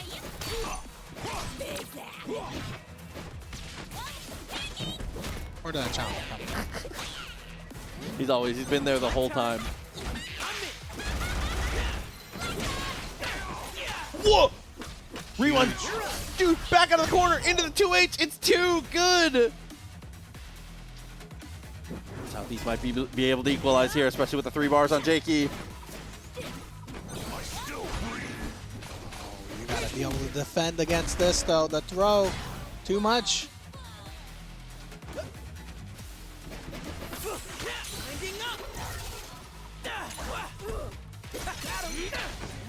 There it is. Great equalization. Echo able to finish it off here.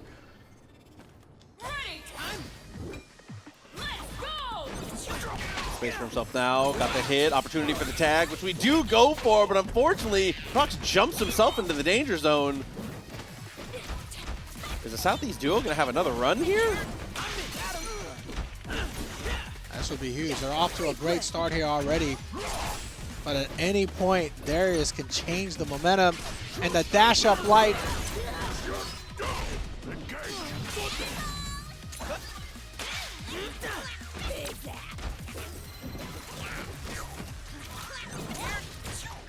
Caught him with the chomper, that little bit extra damage here. Darius' life total not looking great. It's gonna have to go for the tag here soon.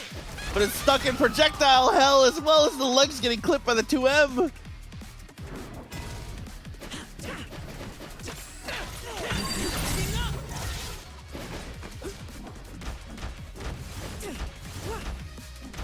Spending all our fury here. Still not able to open up Jinx.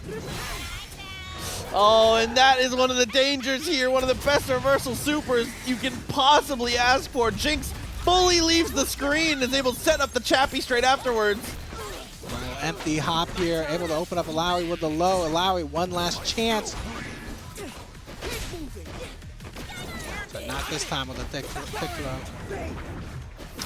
Oh, and just rolls straight past the reversal level 3. Time and time again, we've seen those supers connect, but unfortunately for the duo, this time from the Northeast, it's not going to find the mark as they are done for the night. Huge mountain in front of him. And that mountain is Vi. Looking a little bit small there, at least at the start. Catches the legs twice in a row. Things going their way. Is going to get the tag into Lucian to force the break. Shouts to the homie Soul Demon coming through with a raid. There are no small mountains, Proxy. Just mountains with personality. Ah! Soul Demon, you were legendary today, bro. Good stuff.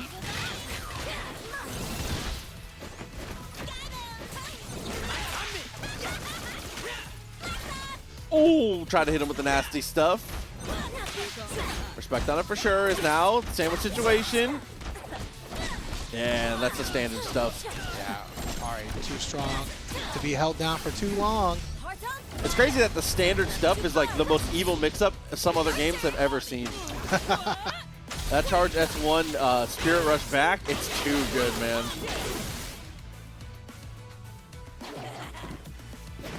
And somehow, a rough situation for Hikari has turned into a victory potentially. I say Jakey left to his own devices in what is a terrible matchup now. You can kind of see why. That's all right. Jakey about to go join Lucian right now after this. Now get to feel this. Gonna have to come back in the next round though. They've definitely proven in the first half of that round that they can win, right?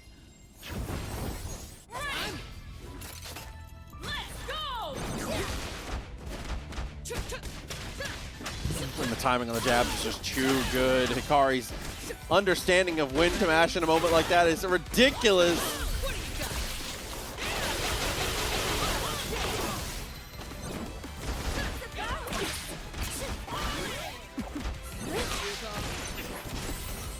And once again, the timing on attack was so strong. Legs exposed, and Jinx has to do it one more time. Fury available.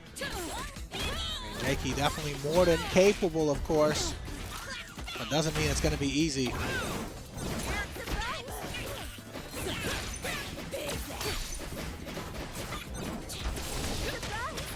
Oh, and the Ari assist comes from behind. At least Jakey had the Fury. But again, I was talking about it before, the "you must be this tall" sign. That S1, so hard to deal with.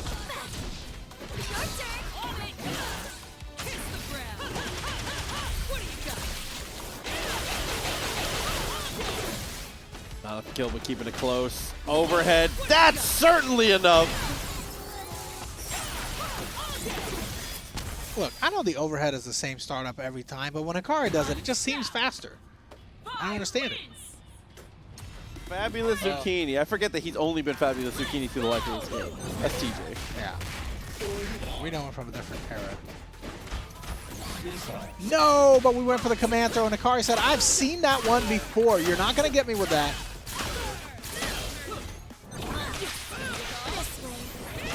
Tech forward gets punished easily with the throw into the tag here.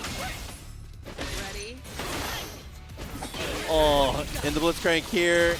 Gonna be forced to break. Manages to keep the team alive at least.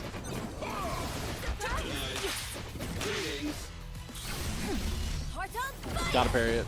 Yeah, you saw Zucchini did not want to move past that shield. He said, no, bring the shield back.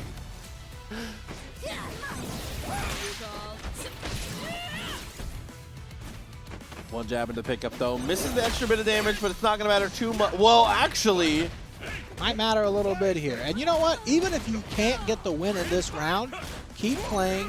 Let your Fury meter continue to build up, you know? Or at least maybe even force the break from Akari at some point.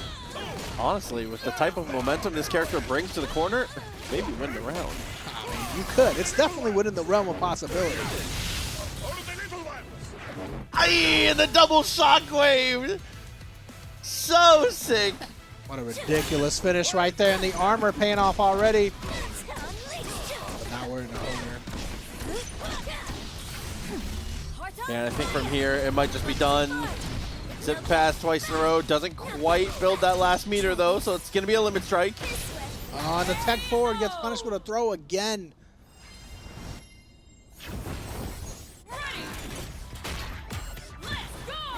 That's twice in a row the tech forward got punished with a throw. So now if you're Zucchini, you're thinking, oh yeah, I'm going to get meated next time. And Akari, you know, Yeah. Akari has a psychological advantage there.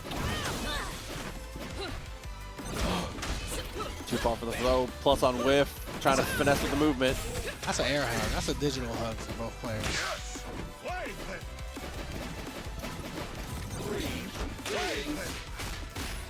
Ooh, and sneaky stuff. The Zucchini's been going for a lot of command throws here, so he's earned that one for sure. That's the mix-up, that same setup we saw before. Yeah, that 200 definitely paying off dividends. Unfortunately, on this tag scramble,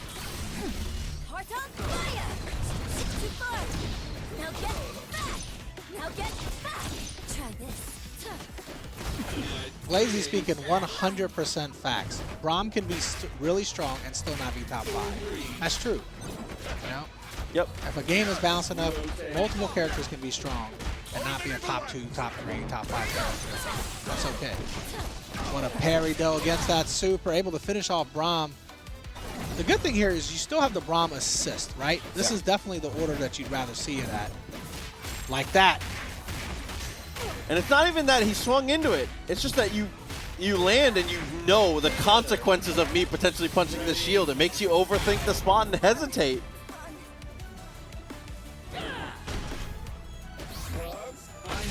Oh! That is not what we expected here. He landed, still got through. I thought that was all over for Zucchini. I thought Zucchini was done. Hikari's hands slip off the controller? That's a spot where you can just easily hold up. Oh, can't hold up out of this one though. Nice on the command throw. If Zucchini can pull off the victory against Hikari, he can put his controller down for the next game, bro. He's done enough. How do you parry a charge jump move? Like, what kind of confidence do you have to know that? Yeah, I don't get it. Doesn't get killed for the get-up attack. Charges the shield and tags! Was looking for the throw, but if he's not the legal man, it's not the answer. That can't be what he wanted. Or is it? Oh my god, Hikari stood up and got shocked by the Blitz super for 1 frame. But Hikari has it in his head that Zucchini is a throw scrub. So, He's He's a throw scrub! And it's working beautifully.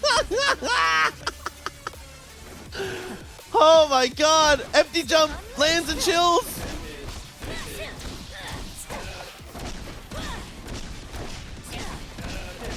Okay, jump loop works out. Hikari doing the damage where we can. There's the break, a big investment. It's going to come down to a throw strike mix up here, and I just know it. And either way, we're going to die. Oh, duffs her. 2 more of those. Yeah, that's it.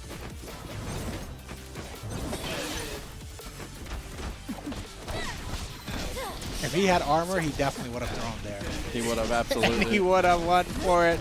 Oh no, Blitzcrank is going to go home here. Hikari is absolutely clutch though. Ends up chipping it out too, saving the meter. Level 3 is on deck. This is going to be a tough one here. Ari does have, like you said, the 3 meters. And that's going to be enough to kill if she can get a touch. But no, she's not going to get a touch. We're going to get a command throw instead. S2 whiffs, and Zucchini, who is an axe murderer, runs up and command throw whiff punishes it. That's not right. You're not right. That's TNS Zucchini to you, That's all right? TNS Zucchini, bro. Oh my God. This guy's a freak. No, it feels like every matchup's a bad matchup when the robot's on the screen, so, you know. Great air throw to start off here for Didi, though. Right in the corner. The limit strike. It's classic Ari stuff. And the empty jump in the low tricks Zucchini. You saw Zucchini was mashing that back assist too. That Braum cutout popped up. He was trying his best. Tag launcher with only 1 bar, still going to be alive, which is going to lead to a push block, which is going to lead to a Braum corner throw, which listen, this is 70%. Thank God for the break, huh? Anti-air 5L. That makes no sense. That's, hey. Oh, reads the jump, re-steams. No, and we stepped back because we knew the break was coming. What a guess. That makes no sense. The kingdom is looking protected right now, and it's by a wall of zucchinis, bro. Quick little wave, level 3. Here come the Poros. No, you don't even have to watch the movie. It's just 1. I agree with the chat. Yeah, you're right. Braum top 5. Y'all can have it.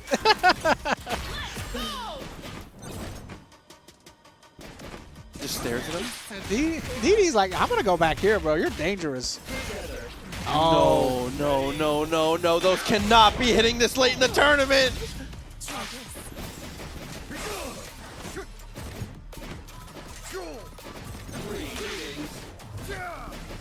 Oh, he's so lucky the whiff. Got away with that one. And the 2H swap sides afterwards. Oh, and the delay on the second 2H2, so sick from Zucchini.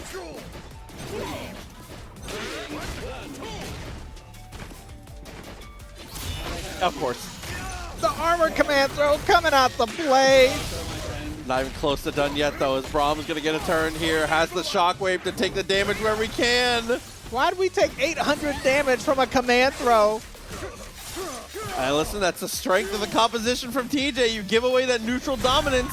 Oh, no, and is there a way? Is there a more heartbreaking way to lose a round than get up attack? Let me answer for you. Absolutely not. By the way, if we seem a little biased, it's because we are. All right? Come on now. Oh my We're God. from Florida. We're in the Southeast region. All right?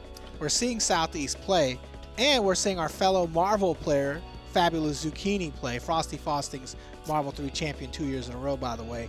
And he's on Team TNS. TNS's only sponsored Marvel/2XKO player? Can't two Blitzcrank players just enjoy watching a Blitzcrank player play the game? That too. And he played. I've been in worse spots. From some. My duty is a solemn one, but also fun. Down to the wire. Yo, J Chrome coming through with the sub. I see you, baby.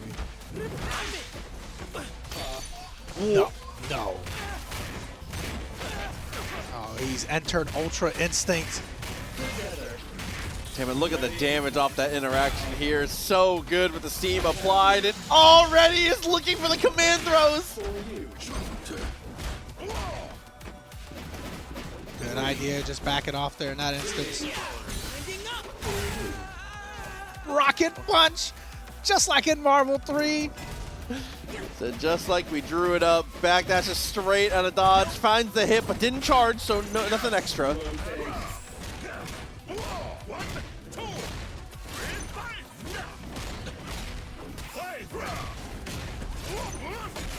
Blazy in the chat says, thank God they didn't buff Blitzcrank. Why do you want me to be sad? It's just fear. Oh. Finally, Zucchini guesses wrong for the first time in 2 hours. He still has the break too, depending on the situation and how it goes. Waits out the neutral jump and goes for one of his own. Taking the throw here. Could die for this? No.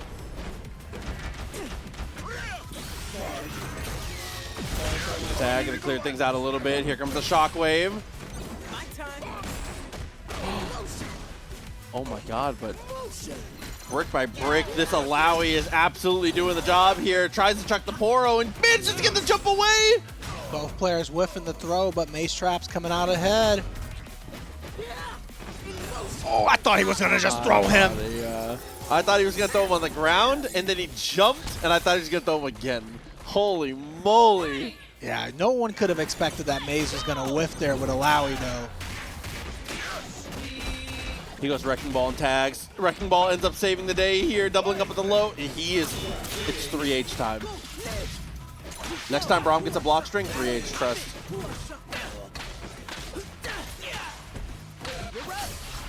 Back in the mix though here as Maze finds the knockdown. Chooses not to go to rock bottom instead. It's going to be the seize, but that is easily answered by the back assist. How did Zucchini know?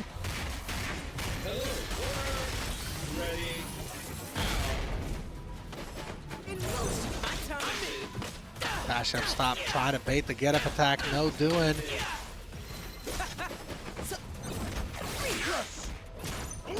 What?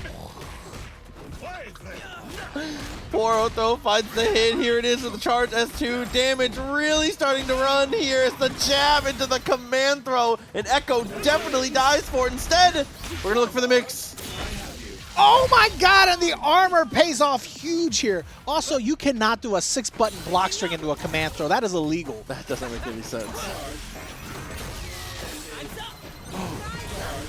Everybody to the corners. Tries to set it up one more time. Here comes the shockwave. Gets the hit. It gets the kill. Dude. What? If this isn't the most exciting, entertaining 2x KO. Damn, after the tech, that was so sick.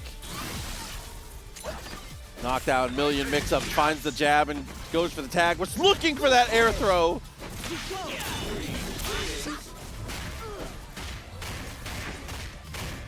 That's how it starts. 60% basically. As we were looking for the reset there, finally a down tech. Yeah, we whiffed one too many times, so we're paying the price. We're gonna lose our Blitzcrank for this. One guess. Oh, and the guess is just swing 5L? Yeah, I mean, at least knew that the tentacles weren't going to be active at that time, so definitely weighed some of the options there. I like it.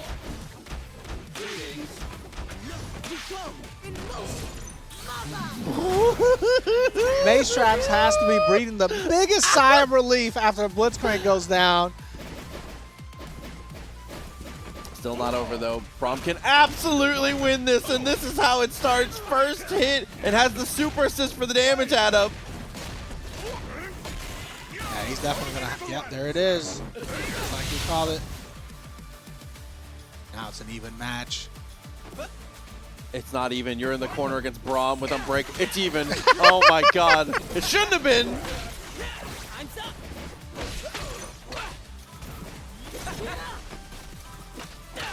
Okay.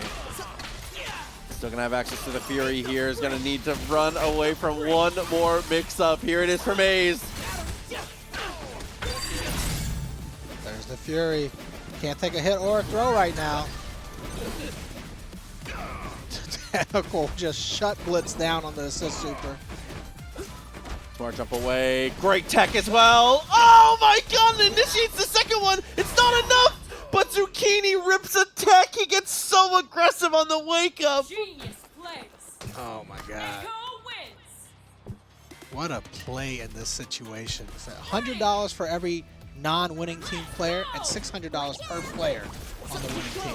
Over $5,000 in prizes, but it really only matters if you win. Slick into the jump loop here. This is absolutely the start you want to see. Damn, Chad's telling the truth, by the way. Big shout-outs and happy birthday to Bleed, by the way. Oh, hell yeah. Chad's gonna go. My god. Quick little pogo finds the mark. Both characters below 50% now as Inzem continues to roll.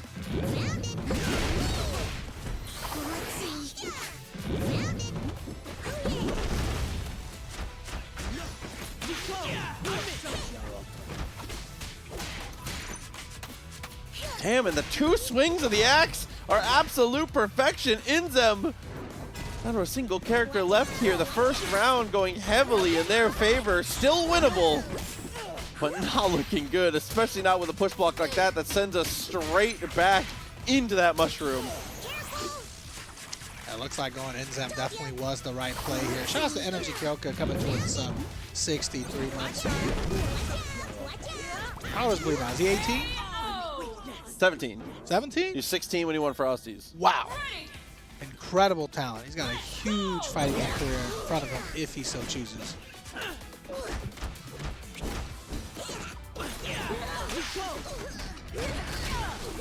Okay. Gets it out well. Opportunity now as we're going to go straight into the million mix-ups and finds the low. This is the maze that we needed. The maze we've been waiting for. Yeah, he's definitely looking unleashed right now. Shout out to Ray426 coming through with the sub 13 months with us. Tentacle slam, doesn't go for the tag. There it is. Take your damage where you can. Ari, no respite. Here it is again.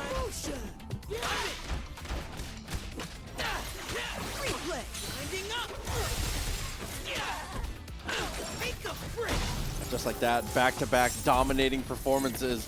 A set-defining 1-1. I mean, these are two of the best players in the world right now, so no doubt it's going to go back and forth here. Damn, and when the cartoon dust cloud settles, it's all maze traps all day. Limit Strike leaves the clone. Get up attack from Inzem, though.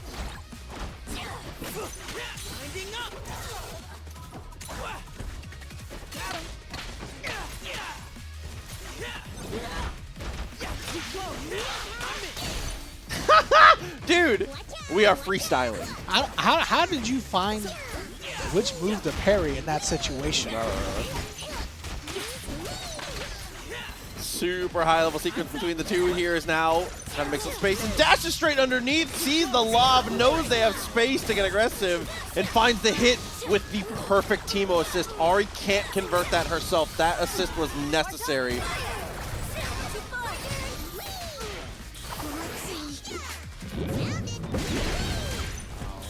Finish off here. One way or another. Do you think they're going to nerf tag parry? Maybe. A window of being able to parry after tag, or not being able to parry after tag, maybe? Potentially. I thought. Tentacle almost helped us convert that one. Doubled up with the jab. It has two tentacles to work with here in the wall. Inzem able to get rid of both of them pretty easily. jumps one way, swings the other, able to take out Timo. Ari, yeah. No! I was going to say that was such a good call to just go ahead and pop the Fury, but each time Winder right afterwards. Continue to war. Rewind, repeat. We got to give some kind of bonus to whoever wins the Lubu award. Not So we don't have a Lubu trophy to give away. Let's go! It's like finals MVP. I was gonna say. There we go. And of course, the tag gets punished right away. Tate looking strong out the gate.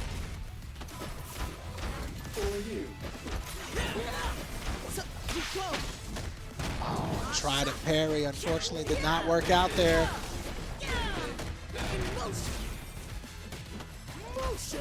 OTG and swings the tentacle, looking good off the throw here. And of course, had that extra little tentacle to be able to help out with the extension.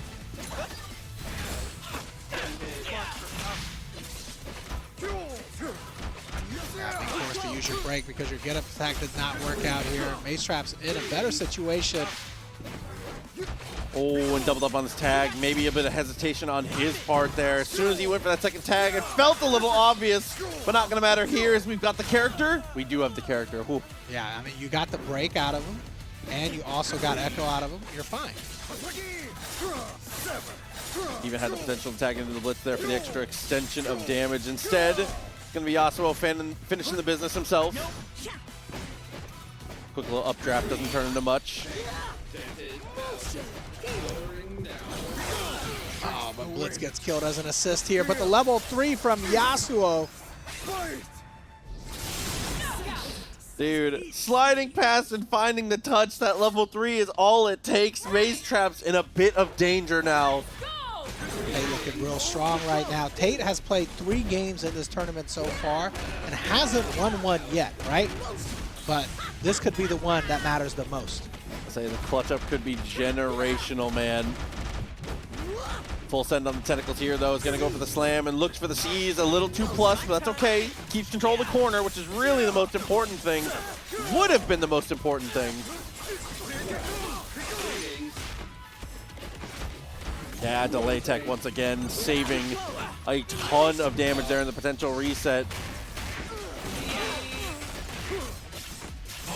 Oh my god, what a pickup.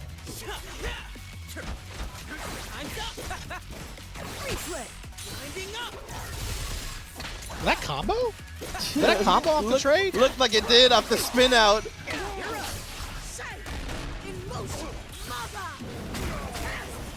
For all the damage here, definitely the right call.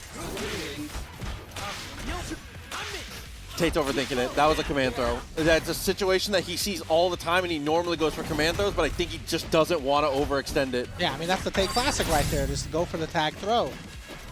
And it works 100% of the time. Oh, got the parry, closes the distance. All of a sudden, it's winnable. Yeah, and getting all this extra damage thanks to Fury here. We're going to be able to kill without even spending a meter. Jump. He's going to jump. He's going to jump. Oh, he's not going to jump. From that distance, the level 3 just reaches. Oh my god, is it enough? Absolutely it is. Tate Unit dismantled.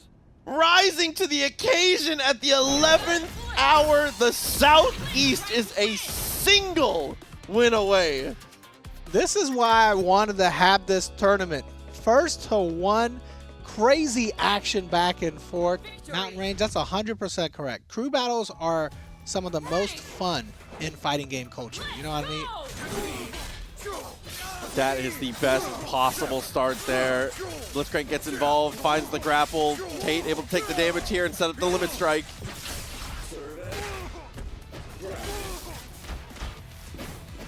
We're kind of shying away from the command throw. Oh, and that's why. Was expecting to burst there. And just 2H'd again. Yasuo comes in. Nice spacing and finds the hit. That one's just a drop.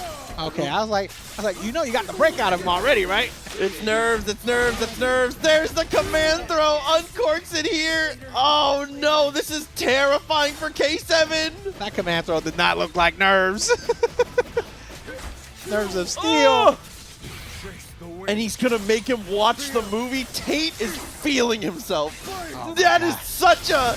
Oh my god, he's gonna make him watch? You did not have to. Tate?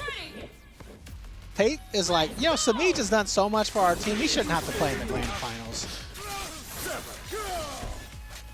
Oh no, dude. The momentum is too much right now. He's running everywhere. He's finding cross-ups. Tate is looking like the champion of the Southeast right now. Oh!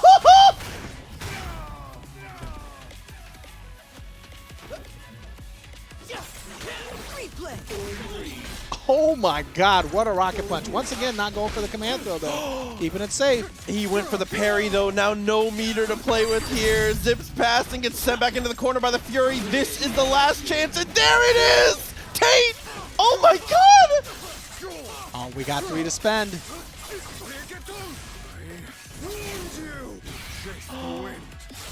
Oh, so we know the moon is dead. The only question now, does K7 survive? Just with a pixel! Oh, but the dash up jab! Tate closes the distance and manages to do it! The Southeast off the back of the Blitzcrank!